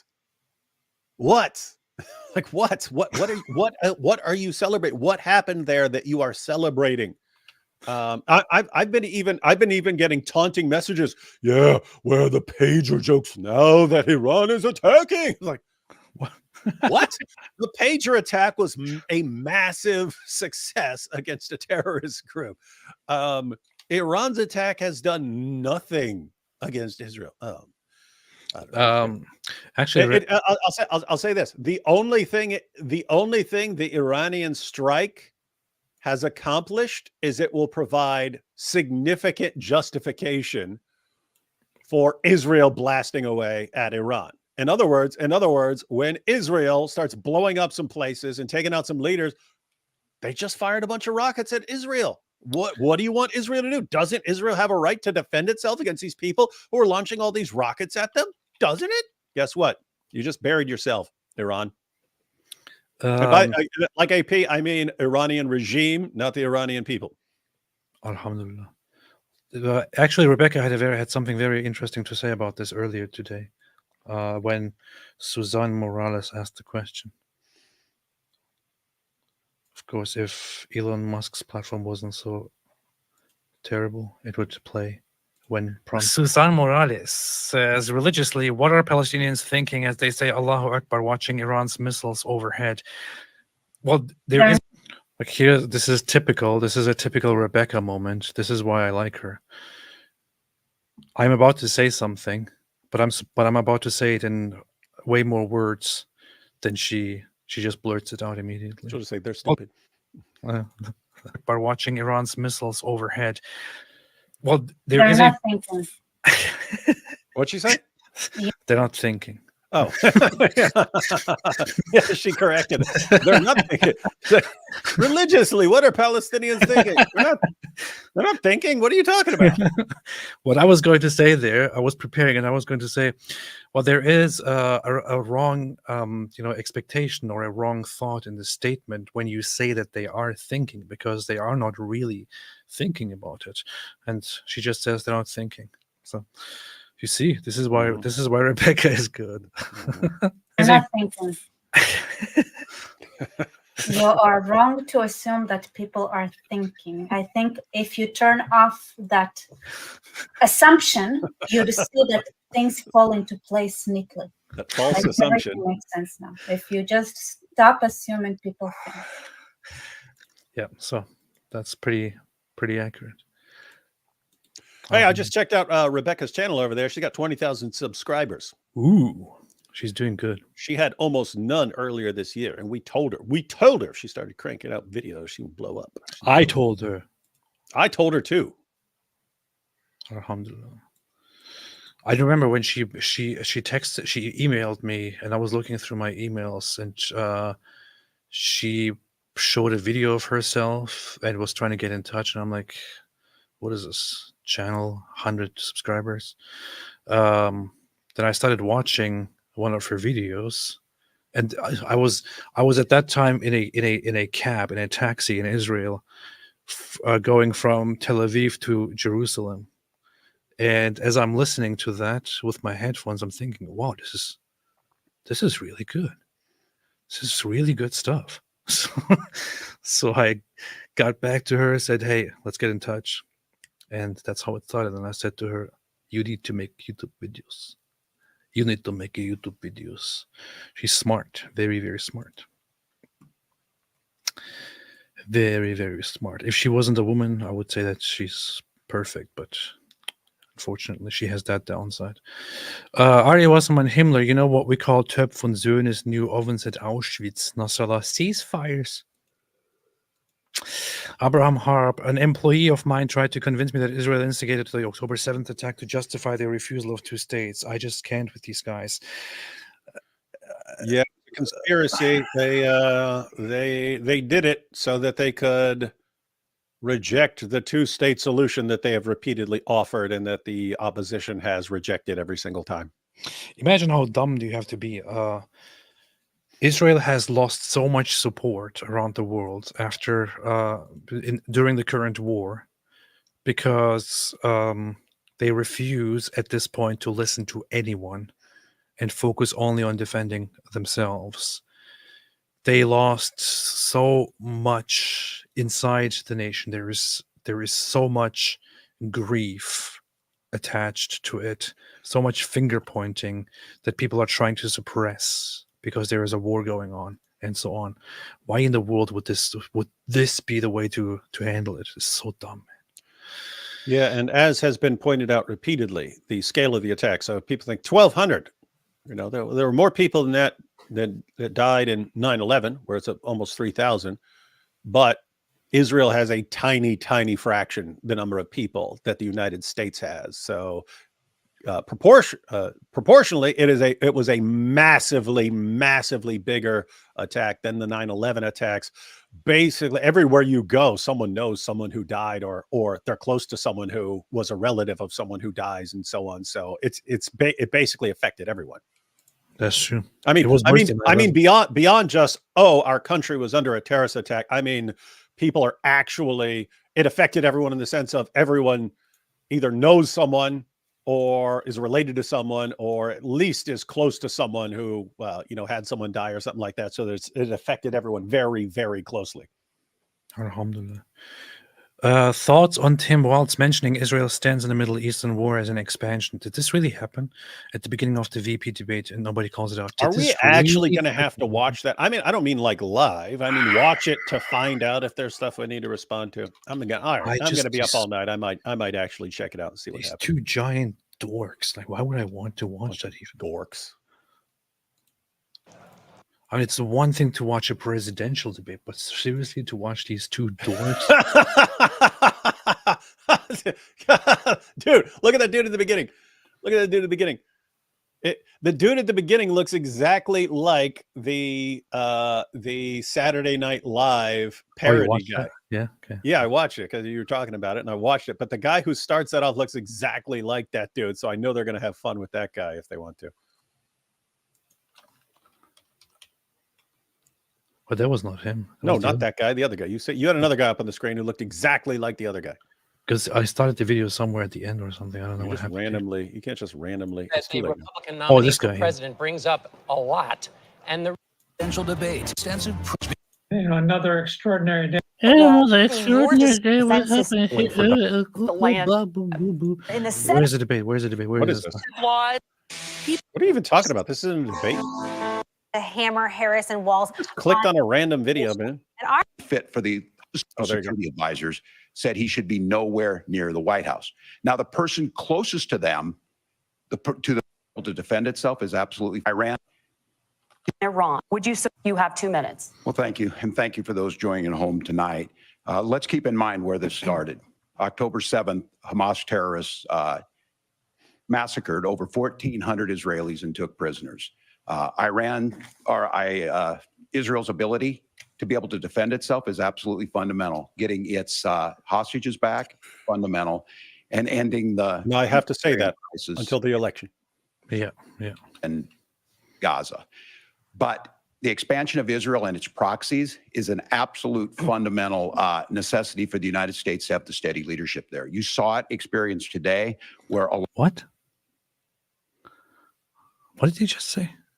But the expansion of Israel and its proxies is an absolute fundamental necessity for the United States to have the steady leadership there. You saw it experienced today where, along with our Israeli partners and our coalition, able to stop the. Did he just misspeak? What is he even saying here? I don't even understand it. Do you understand what he's saying here? Gaza. But the expansion of Israel and its proxies is an absolute fundamental necessity for the United States to have the steady leadership there. Of what? What is he saying? Israel and its proxies.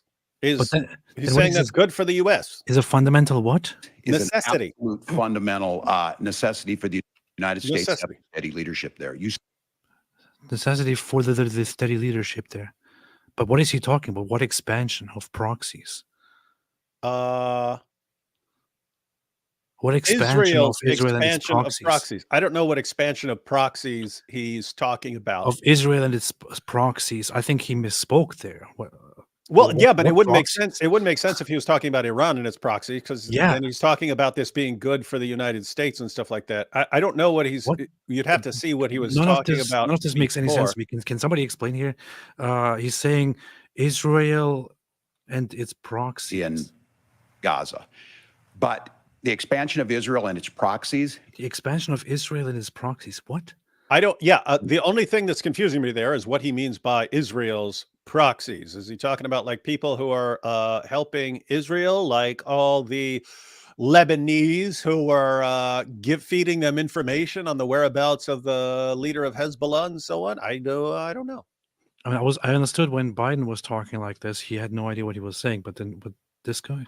Absolute fundamental necessity for the United States to have the steady leadership there. You saw it experienced today where, along with our Israeli partners and our coalition, able to stop the incoming attack. But what's fundamental here is that steady leadership is going to matter. It's clear, and the world saw it on that debate stage a few weeks ago. A nearly 80-year-old Donald Trump talking about crowd sizes is not. Okay, I really don't care about this conversation about Trump and all that. Yes, you do.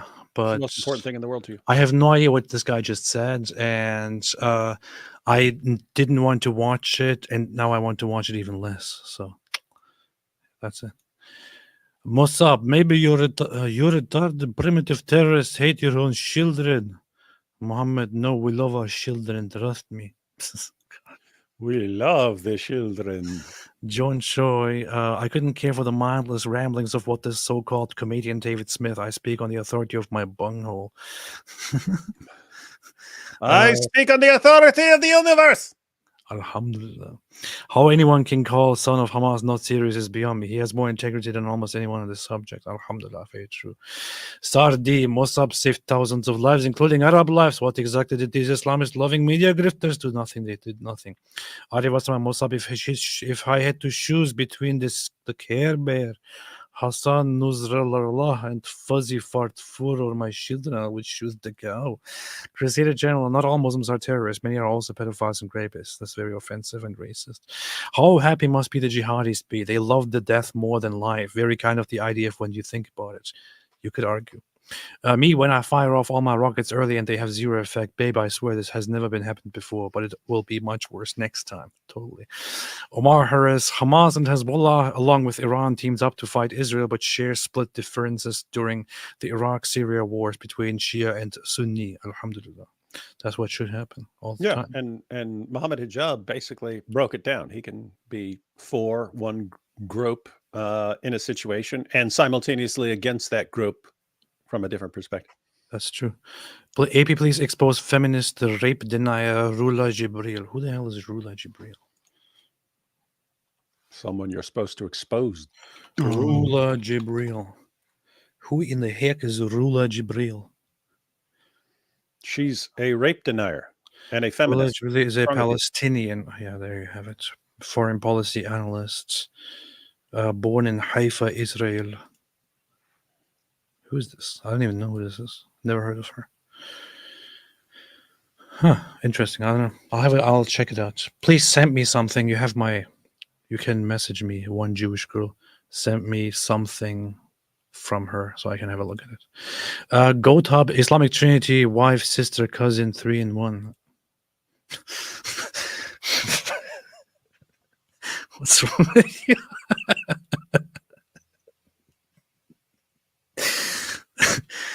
Man, instantly. We got large group of stupid people on one of the most popular forum of our country claiming Bibi is the reincarnation of Österreichische Künstler. Would you mind spending some time educating them? Where? What platform is that? Yes, I will come there and personally educate them. Thank you, Ansett. AP, after you introduced me to the fact that AI can sing lyrics, I have been wasting all my time using Pro Tools to produce fake songs. Thanks a lot. Beast. It's so much fun, man. It is so much fun. It's so much fun. Dor Daniel side, I disagree with Dr. Per Terror Winger. The UN isn't doing nothing to stop Israel. They're working hard daily to stop Israel from defending itself. They are, but they're not getting anything done. They should fix their chairs first. Sean and Taunton, when the IDF does more in 10 months than we did in 10 years. Bless the chosen people. Chosen people. That's what they do. Hey, remember how I sent you this clip of Mossab Hassan Youssef saying, "We are all children." We're all children. Mm-hmm. We are all children of God. We are all children of God. Yeah. We are all children of God. We are all children of God. Alhamdulillah. Ari Wasaman Mojab, if the two holes in the narrative become one, is that perfect Tawheed? Yasser Qadi, well, I guess so. True. Instantly, by the way, the X Smashers Haze Bowler used were made by a brand from our country. No need to thank. What are we talking about here? Oh, the pagers. Oh. Egg smashers. They blew up balls. Oh. Eggs are a euphemism for testicles, AP. Hence, I know that. Huevos. Huevos. Or do you mean in Taiwan? They were made in Taiwan? Is that true? Yeah, I thought they were made in Taiwan. That's what I thought. Something That's what about I've heard all along. Hungary or something. I don't know what happened. You don't know anything. Dor Daniel Sari, Jews are like a near extinct hunted people. Our constant learning and improving is literally a life or death way of people.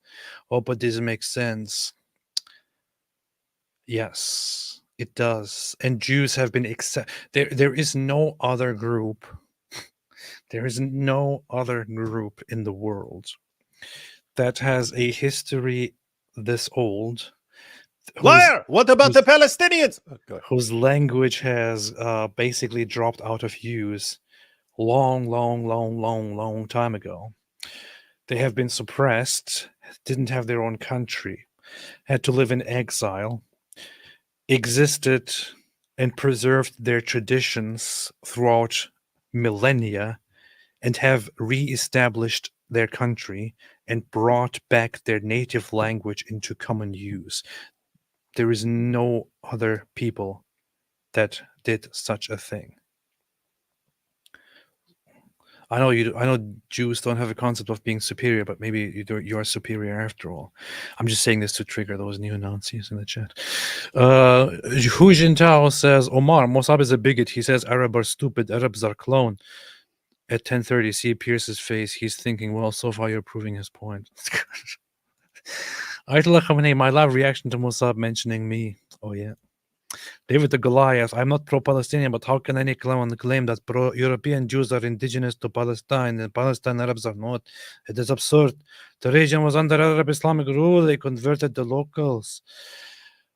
You could say, I personally, if you ask me, I personally would not ever go to the discussion of these people deserve the land because they are natives. Yeah, we think that's a stupid argument, and so does everyone else on the planet, except on this area. This is the only place where, oh, but people who were there a century and a half ago,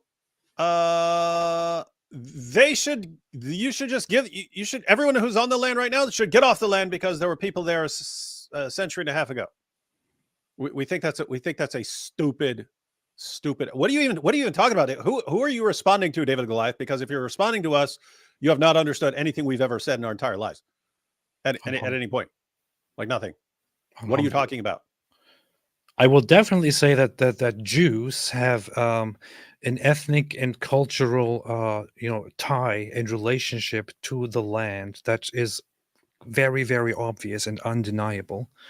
I would not say, yeah, they totally they deserve to, I don't know, take the land because they're indigenous to the land or anything. I would not make that argument. And you could have people who make such arguments. I would personally not make that argument. I would say that it is a land that has a vastly Jewish history. It is a land that is known for its Jewish history. It is a land that is known for its holiness in the religion, in the Bible, and so on. And the Jewish people had made their decision to go back and to reestablish their homeland there. And they deserve it. Absolutely deserve it. The other side, when the other side argues that the Jewish people are not native, not indigenous, we are indigenous, therefore this whole land belongs to us, that is a stupid argument. That is an invalid argument that is also false. Yeah, David the Goliath. Basically, you had Jews who were there all along. You had Jews who came from Europe. Yes. You had Jews who came from other places, Iran and so on. Yes. And so you have a big mixture. You have a big mixture. Yes. And there were multiple reasons. There were multiple reasons for that being the place. That was part of the Ottoman Empire, a tiny little section of the Ottoman Empire. And you had the Grand Mufti of Jerusalem conspiring with Hitler. How are we going to wipe out the Jews that are down here? Hitler said, okay, let us deal with the Jews here, and then we'll come deal with the Jews down there. And then post-World War II, can we really leave the Jews down here under the power of these jihadis who want to slaughter them all? No. Okay, let's divide up the land. We have Jews over here, and anyone who wants to live with the Jews, and we'll have the Arabs who want to kill them. They can have a different spot. But we need to keep them separate. We need to keep them separate. And then you come along, and then people come along. But what about the indigenous? We're not talking about that. What are you even talking about? Alhamdulillah. John Choi said, Mossab's smile has the dual ability to scare and put you at ease at the same time. Actually, yeah, it really does. It does. He's getting better at he's looking more natural, because like a year ago it would look very like forced, like almost like I must smile now to have a warmer appearance for people. And he'd go I will shoot the cow. Songs of Relief. You know who would love to talk to? You know who you would love to talk to? AP Oren from Traveling Israel. In your next visit to Israel, put him up for tours and conversation. Inshallah, I will. Inshallah, I will. I'll be there in December unless it gets canceled because of war concerns. Really? That's interesting. For anyone who's thinking, I don't want to go over there when there's a war going on, guys, this is the absolute best time to go over there. All the spots you normally go to, they're normally like crowded, jam-packed with tourists, and people want to check out the ancient site. They're empty now. And it sucks because you do have a lot of the locals who kind of depend on tourism. Like that's their livelihood. That's their livelihood is taking people in various places, like tour guides and stuff like that. You have people like that. You have people who they have shops where tourists are the main people who buy things at their shops and so on. So it really, really sucks for them. But from the perspective of a person going to visit Israel to check out sites, guys, these are the all-time best times to do that because the places are absolutely empty. Yeah, this is why Israel should always be at war, so we can go there and have a good time. Yeah. So we need to advocate endless war to make room for tourism. Yeah. Terrorism, and the wars that result are the path to good tourism. Yeah. John the Press Spider said, does Omar think the Turks need to give Constantinople back to the Greek, or is consistency not a thing? He probably doesn't think so, because consistency is never a thing in this issue. There's no concept of consistency. You can have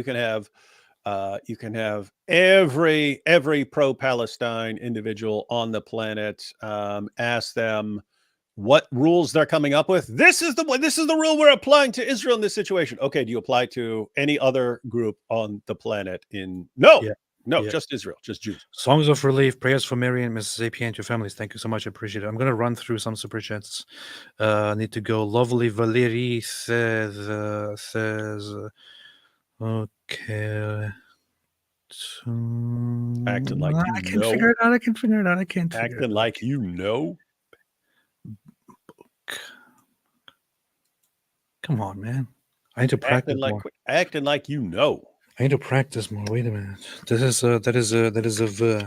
You're embarrassing us, man. That is a bit. You're embarrassing us. AP literally just said, I have to burn through these because I have to go. And I'm spending 20 minutes trying to learn Hebrew. It says something like Voker Tov. Is that right? Voker Tov. But I have no. Yeah, funny. I figured it out. I think. Is it true? Boker Tov. Oh yeah, it is right. See, I figured it out. But I have no idea what it means though. What does it mean? Good morning. Good morning. Humiliated. Funny. Well, Valerie, thank you, and good morning to you too. Or Boker. What was it again? Boker Tov to you too. Alhamdulillah. See, I'm learning slowly. Prash. Palestinians are descendants of ancient Jews of the region who were Islamized rabbis during the Islamic rule, just like Egyptians, Algerians, Syrians. Not entirely true. Some of them definitely are. Many of them are not. It's not that easy. It's not like you are a person and you were at some point converted and you are still the same person after a while. It is a pool, a genetic pool of different people, some of whom have ancestry that goes back far into the past, some of whom don't, and so on. That's it. Akila Copeland. Hey, isn't it? What is that tonight? Tomorrow is the Jewish New Year, Rosh Hashanah. That's what's happening. Akila Copeland. AP claiming what Omar says is genocide isn't genocide. Literally genocide. Actually, what Omar says. So claiming what Omar says is genocide is not genocide is genocide is actually what genocide specifically is not, when you take the whole issue of genocide into consideration. Because when you claim that something that is not genocide is genocide, and then you accuse those who deny that of being genocidal, then what you are doing is basically that you are genociding those who claim that genocide is not genocide is genocide, and that is genocidal. So that's that. Tweak 87 says, let them fight and may the best God win. Inshallah. Place your bets. That one Jewish girl, I'm sick of the white colonizer. You sick in the mind? You're sick. You are sick. I'm sick of the white colonized narrative. Jews were murdered by Hitler for not being white. We Ashkis have 50% West Levantine, Mizrahim are 100%. Yeah, I mean, if you're not going to believe the Ashkenazi Jews and their claim to being from the land, you can't say anything about the Mizrahi Jews, right? So, and if you leave it to them, I'm sure that most of them will say, we accept the Ashkenazi Jews. So there you go. Alhamdulillah. But however, we don't have to listen to anybody because we know that the Jews have a connection to the land. That's what they do. And yes, in Europe, the Nazis would accuse the Jews of not being European. And Doesn't it suck? You can't go anywhere. No matter where you go, they say, you're not supposed to be here. Yeah, you belong to the desert. Where you from? And then you go to the desert. You're not from here. You go belong back in to Europe. freaking Poland. Then you go back to Poland. Like, go to the desert. We don't want you here. And then you go back to the desert. And like, go back to freaking Europe, and so on. It just goes on forever. And then the end result, the real end result is you don't have a place anywhere, so we just have to kill y'all. We gotta kill y'all. I watched a video recently, which was basically what we just said in meme form. It was kind of messed up. Which was basically the history of Jews. I need to find it sometime. Alhamdulillah. Moo Joe, but the Hamas and co-spokesperson live on a land that is not his own. Why? Shouldn't he go back to Gaza, Egypt, or Jordan? No, because they can. The entire world belongs to them. That's why. John the Press Boy, the Free Palestinian in USA, think it was understandable if a Comanche tomahawked them for being on their ancestral land. Apparently, of course. Yes, and then when you ask him the response, well, how should this family that's been tomahawked respond? Well, they should respond by everyone in the U.S. Going back to Europe except the natives, and then let them let them take over the entire country. That's how it should work. Everyone else can go back to Europe and Africa and everywhere else we came from. That's what they do. That's what they do. That's what they do. That's what they do. That's what they do. That's what they do. That's what they do. That's what they do. That's what they do. What they do. Beautiful song. Noam MKW, Jews were in Israel when Muhammad's great-grandfathers were drinking wine and eating pork while burying their daughters alive. That's true. That is true. That is true. Indeed, the Jews, the Yehud, were the ones who turned Medina, where the first Islamic state started, into a proper place. Yes. So you could argue that it's actually in the...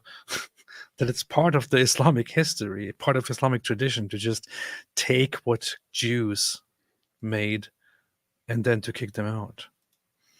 Sardi, Israel tried that. It's called Oslo Accords. What Israel got is a second extremely bloody intifada. This is true. Malst, Hola, AP, and David Wood, what are your thoughts on Plan Dalit? David, what are your plans on Plan Dalit?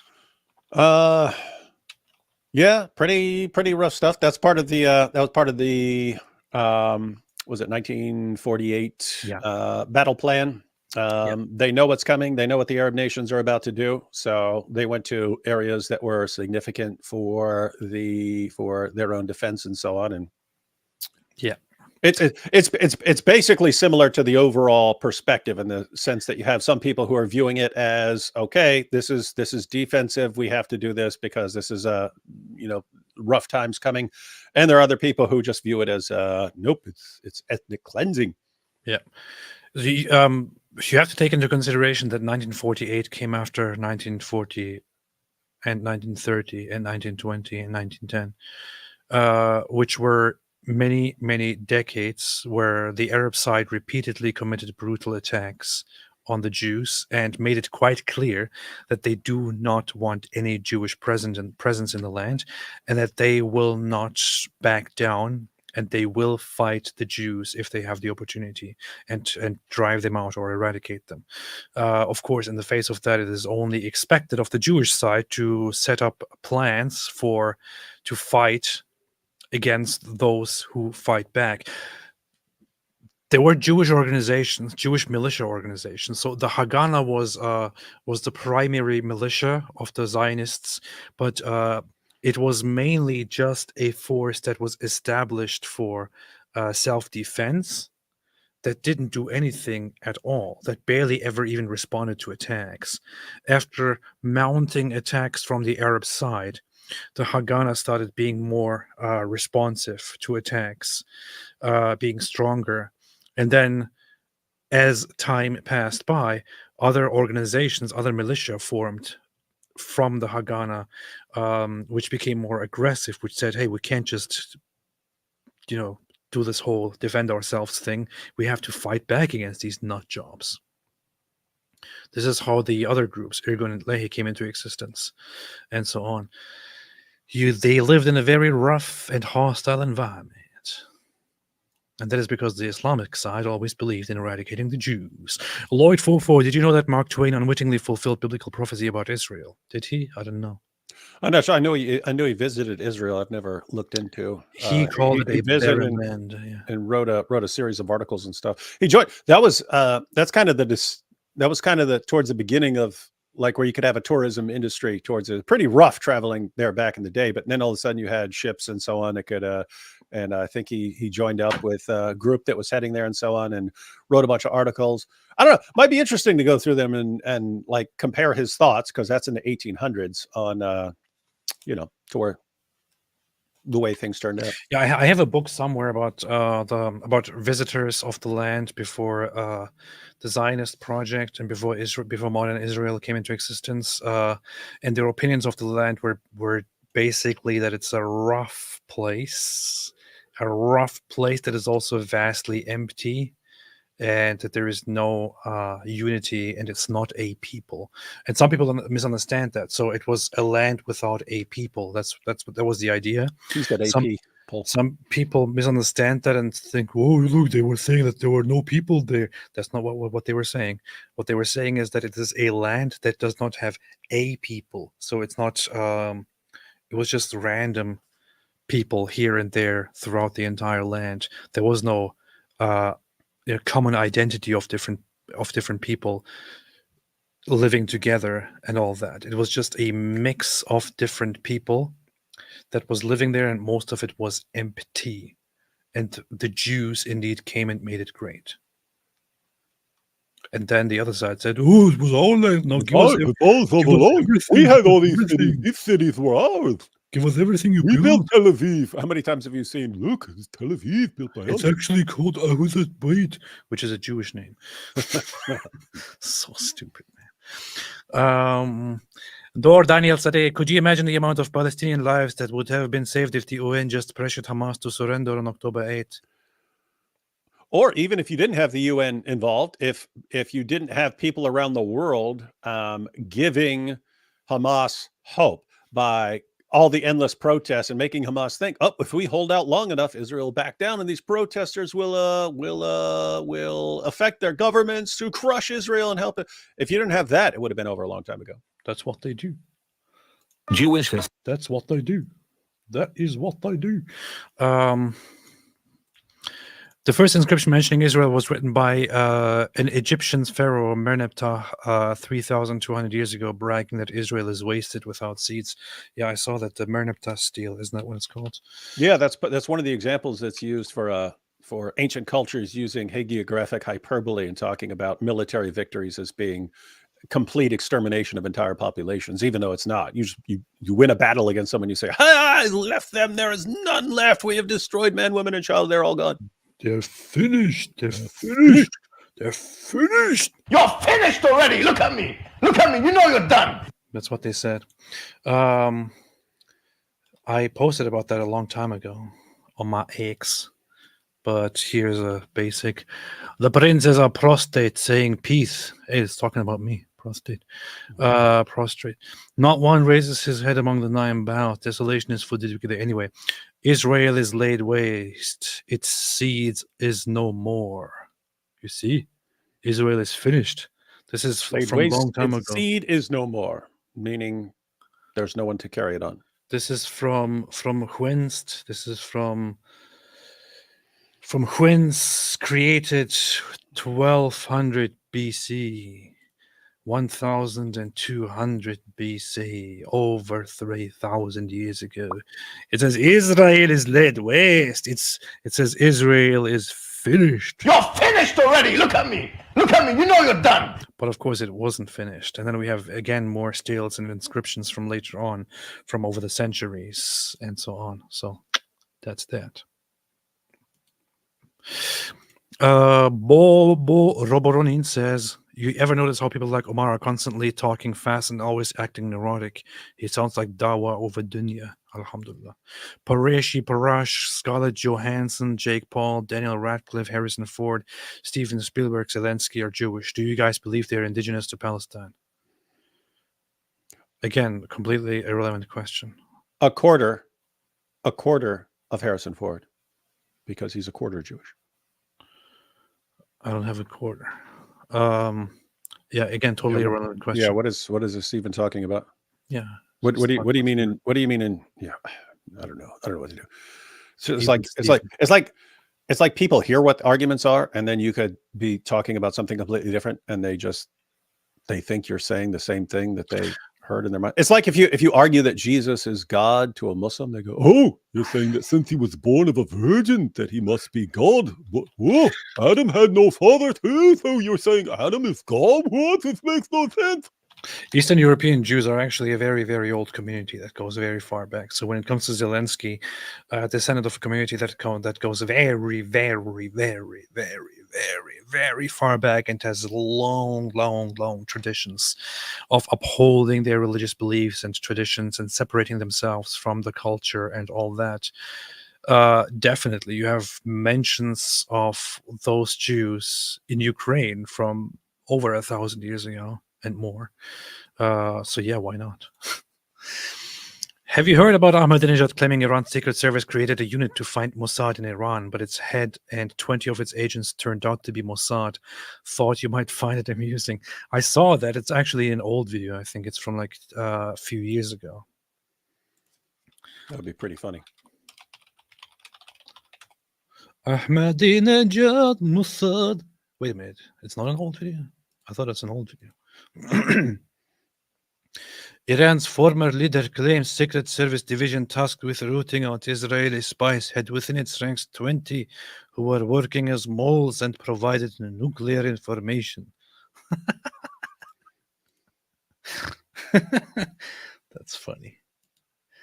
That is funny.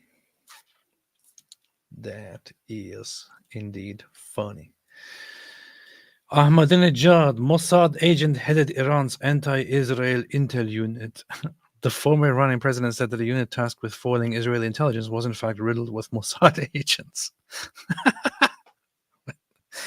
Israel organized complex operations inside Iran. They could easily obtain information. In Iran, they are still silent about this, the former Iranian president told the news channel. The man who was in charge of the unit in Iran against Israel was an Israeli agent. Oh, this is okay. This was discovered in 2021. This is not an old video. I see.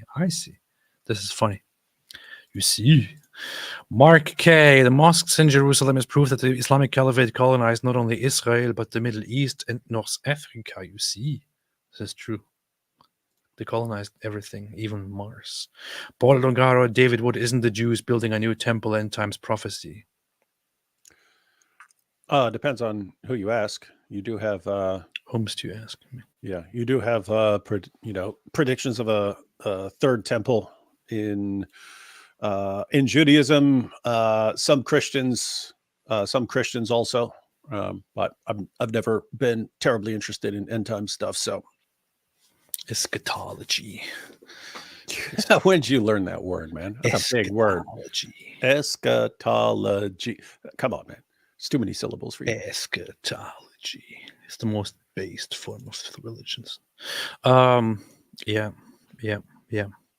It's isn't it part of the Isn't it in the Torah as well that God will? Isn't it part? And it is in the Bible, right? You That you have Old Testament stuff about a future temple and so on, and so you have what is this? Is this something people go out and do, or is it something that happens after the Messiah comes and stuff like that?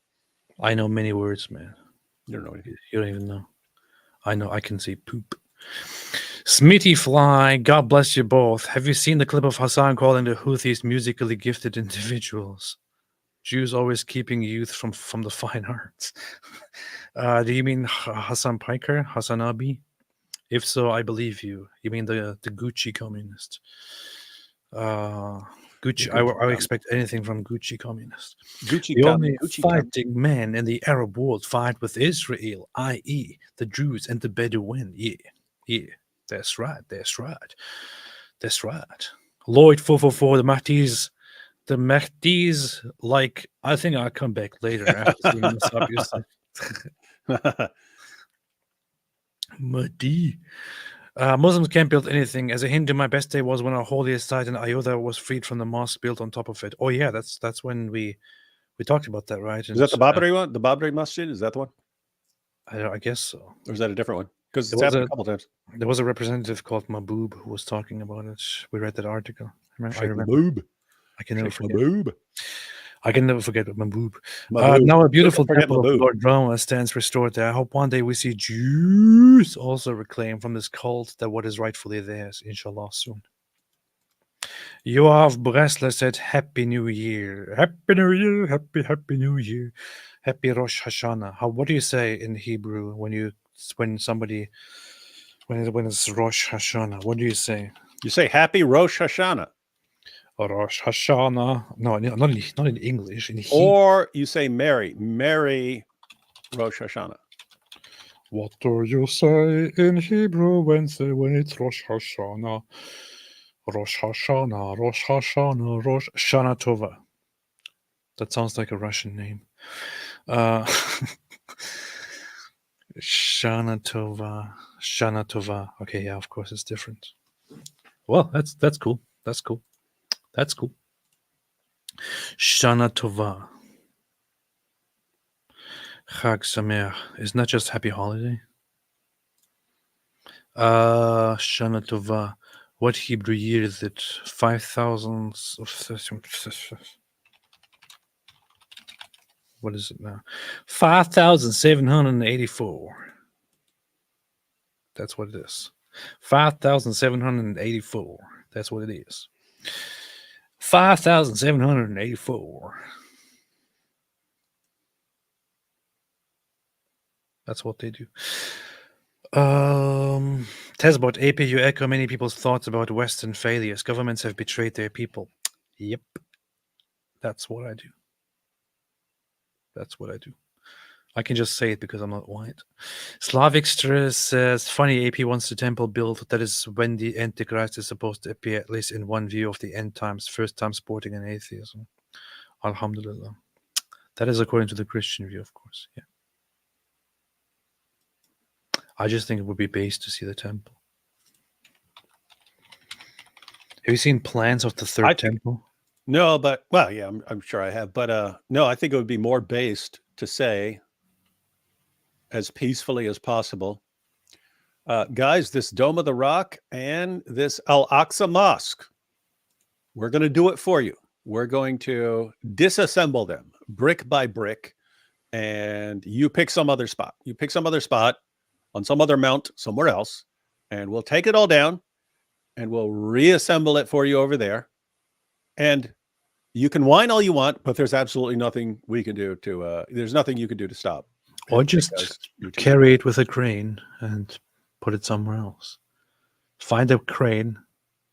If you can't find it, it's going to be destroyed. Yeah, that's what's funny. See, it's like Israel would do it in the nicest way possible, rather than see if AP was in charge, he would just blow everything up on the Temple Mount. And then rebuild the temple. Israel will be as nice as possible, and people would be as enraged as possible about it.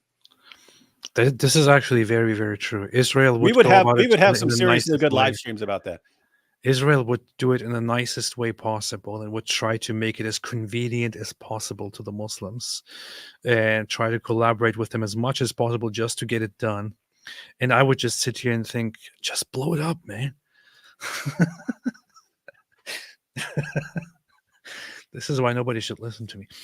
Ayatollah Khamenei, that guy in the debate clip is Tom Cotton, a senator, Harvard Law graduate, and soldier in the 101st Airborne, you dingus.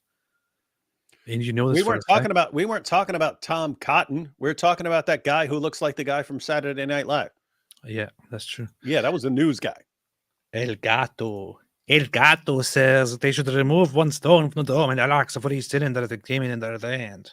That's what. Now that's a D Wood style. That's a D Wood style as far as repercussions. Hey, every rocket you guys fire from now on, we're taking one brick down. Don't fire any more rockets. Don't fire any more rockets at us, and we won't touch a brick. We won't touch a single brick. But every rocket that comes across that border at us. Or even, hey guys, how many hostages do you have? How many hostages do you still have? Yeah. For every day you do not return those hostages, we're taking down 100 bricks. Let's do it that way. I would do something like that. Okay. I do believe I am a big fan of repercussions. Repercussions. The Reaper is coming. I'm Yitzhak Reuven. The Reaper is coming. I'm just trying to look for a video that I watched a while ago of the Third Temple. Third Temple Project. This is so funny because I know that lots of Israelis would probably think that this is an extreme position to hold, but I'm totally fine with building in the Third Temple.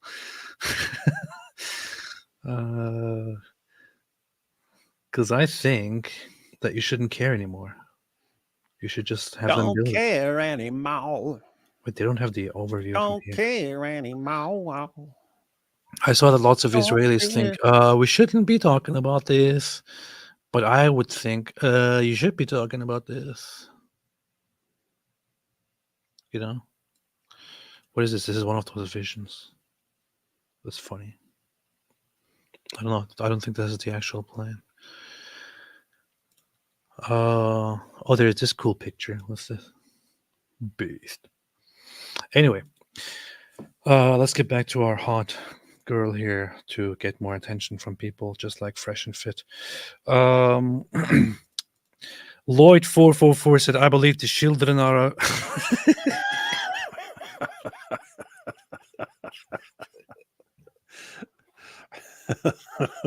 What's wrong with you, man? That was more amusing than it should have been. I didn't expect this at all. Oh, boy. I believe the children are our future. Teach them well and let them lead the way. Show them all the beauty they possess inside. The thing is, give them a sense I of pride. That's so many times in my life. Make it easier. Sexual chocolate. You don't remember this? Coming to America, Sexual Chocolate. Wait, what was the guy's name? Randy Watson. Randy Watson sang it. That's funny. I can never forget. So that was the character. That was the leader of the band Sexual Chocolate singing "I Believe the Children Are Our Future" and "Coming to America." And so that came out. And so it was Randy Watson. But I was in this was 11th grade, some sort of like history class or something like this, and the teacher would call roll, and there was a kid named Randy in there, and every time he got to Randy, someone would go Watson right after it, and it was funny 100% of the time. It was like D's nuts in prison. It was just something that was always funny, no matter how many times you heard it. Yeah, Darren Plass said, "Who needs the Temple Institute when you have AP?" Exactly. That's what I'm saying. That's all I'm saying. Literally. Future, not future now. Build it now. Build it. Tear down the dome. Tear down the dome. Tear down the dome. Tear down the dome. Inspiring philosophy. Hey, what's up, Michael? How are you two still alive? Go to bed. I'm already on my second beer for the night. Beer? I thought you drank whiskey, man. This is kind of funny because I said that I'm quickly going to run through super chats. That was like an hour ago. That was like an hour ago. I have to go. So I'm going to go through this quickly. Quickly. Oh, look, here's our 47th video on rebuilding the temple. Victor Emanuel Oliveira, shout out to Inspiring Philosophy, one of the best channels and most educational people on the entire planet, and super arguably based. the entire universe. And one of the people who the Dawa guys annoyed enough to get him to start responding and blasting away at their stupid arguments. Yeah, and he also invented the printing press, by the way. He did.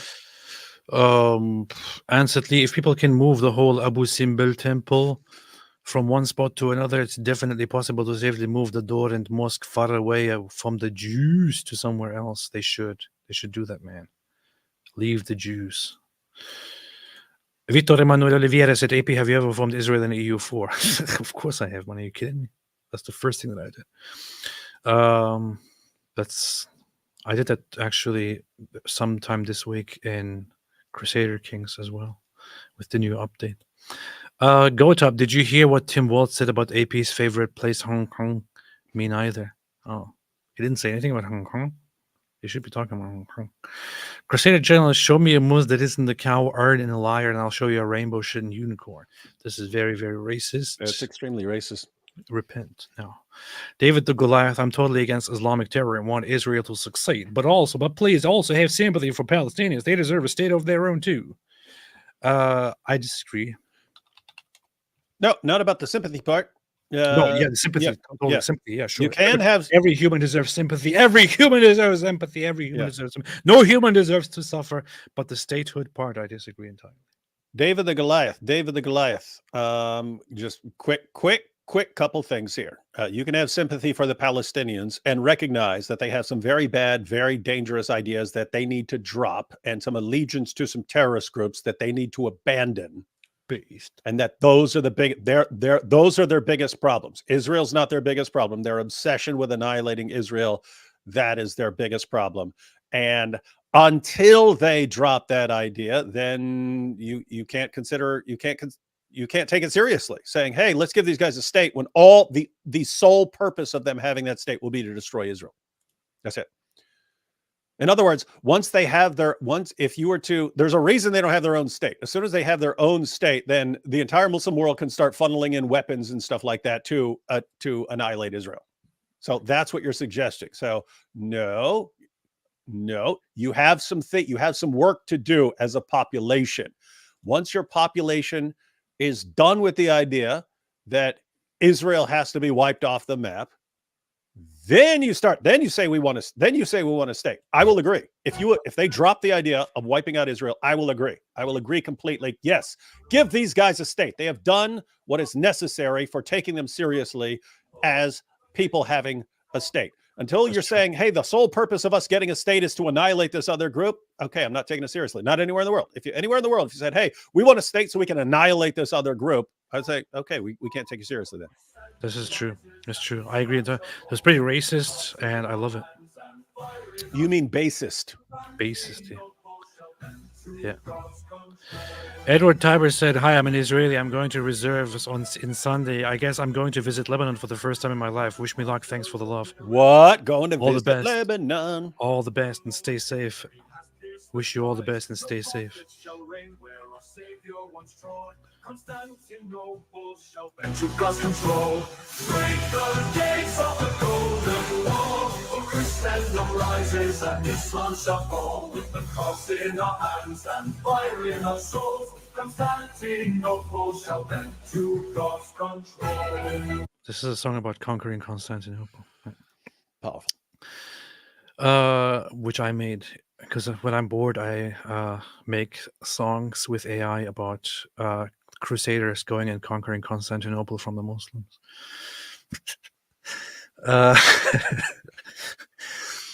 Hey, here's Presh again, not understanding anything we have ever said. Okay, just don't respond. I don't care. Yeah, Palestinians, yes, they're mixed. Yes, tons of the Jews there. They're mixed. A bunch of people are mixed. What does that have to do with us being opposed to Jews being wiped out? What does that have to do with it? Jews are mixed. Yeah, Jews are mixed. So am I. So is AP.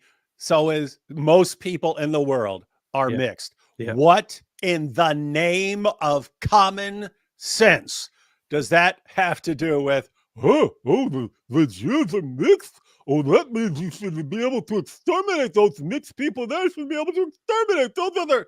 The heck is anyone talking about here? Like, they keep applying to us things we have never said or never even thought in our lives. And this is what you're saying? This is what you're saying? No, it's not what we are saying. We think it's stupid. What the reasoning you are applying to us is reasoning we think is stupid. Why do you keep applying it to us? I just want to say one thing here. Thank you for the donation. That's all we want. Mr. Preshy Presh. I just want to say one thing here, which is this. I'm Michael Jordan. Stop it. Get some help. That's all I wanted to say. Thank you. Legima Thigayon said the universe has chosen the cow in the name of the children. My opponent is not fit to provide for the children. I am the children. Only the cow can provide milk, cheese, cream, armor, glue, and leather for the homosexuals and Democrats.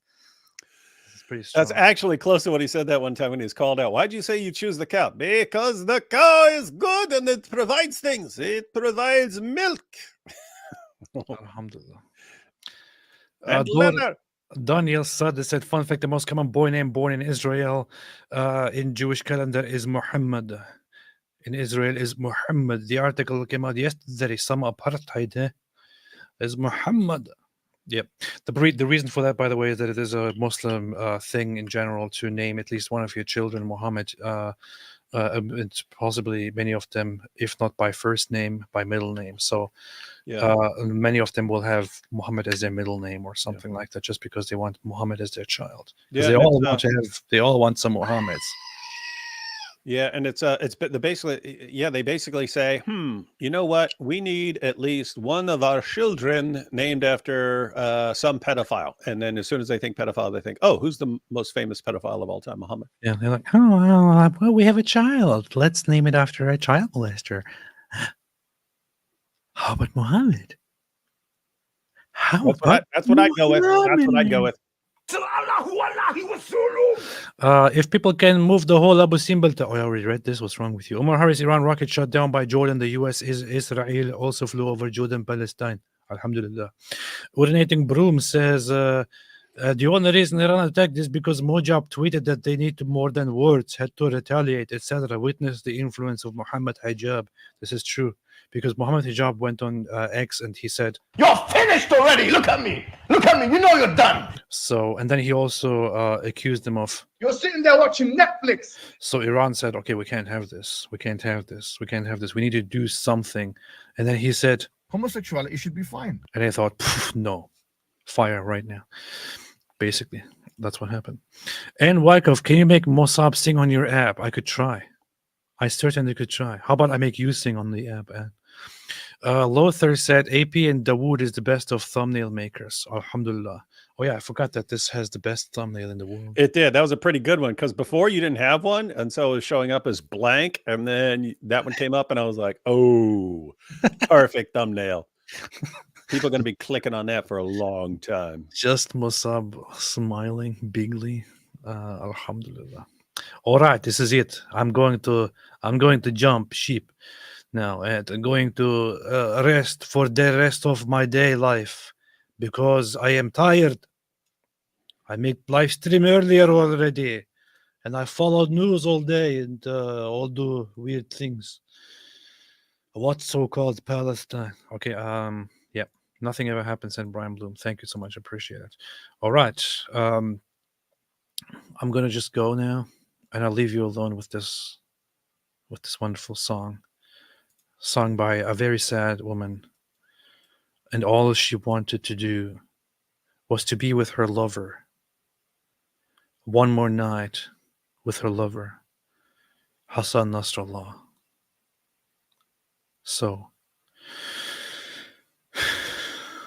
one more night.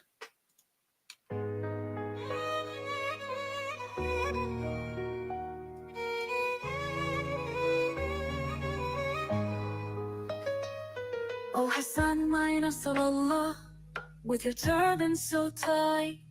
Your beard so thick like hummus on bread. How you terrorize hearts, now mine feels so dead. Oh Hassan, my habibi, with Allah as your guide.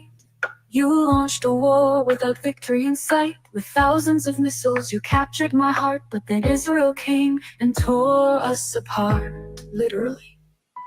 Hassan, oh Hassan, you were my sweet flames.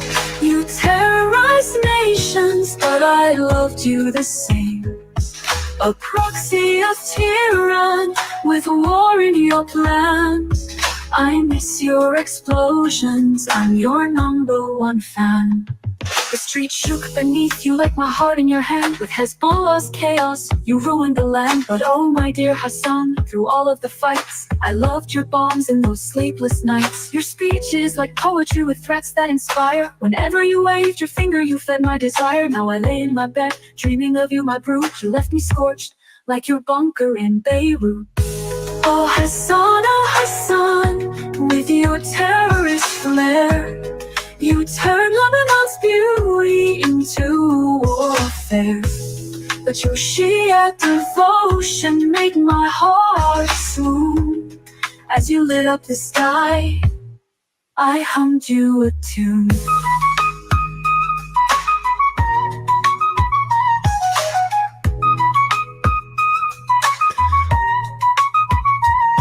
My heart broke when the Jews struck you from the skies. I wish you'd been with me instead, terrorizing my thighs. You barked so loud, oh Tehran's faithful hound. With Khamenei's blessing came your gentle pound. Though Israel claimed you, I'll never let go. For in my heart you're still Hezbollah's glow. Oh Hassan, my chubby she prince. You fired at the Jews, and I've loved you since. With missiles and bombs, you made the world weep. But now in my dreams, it's your beard that I keep.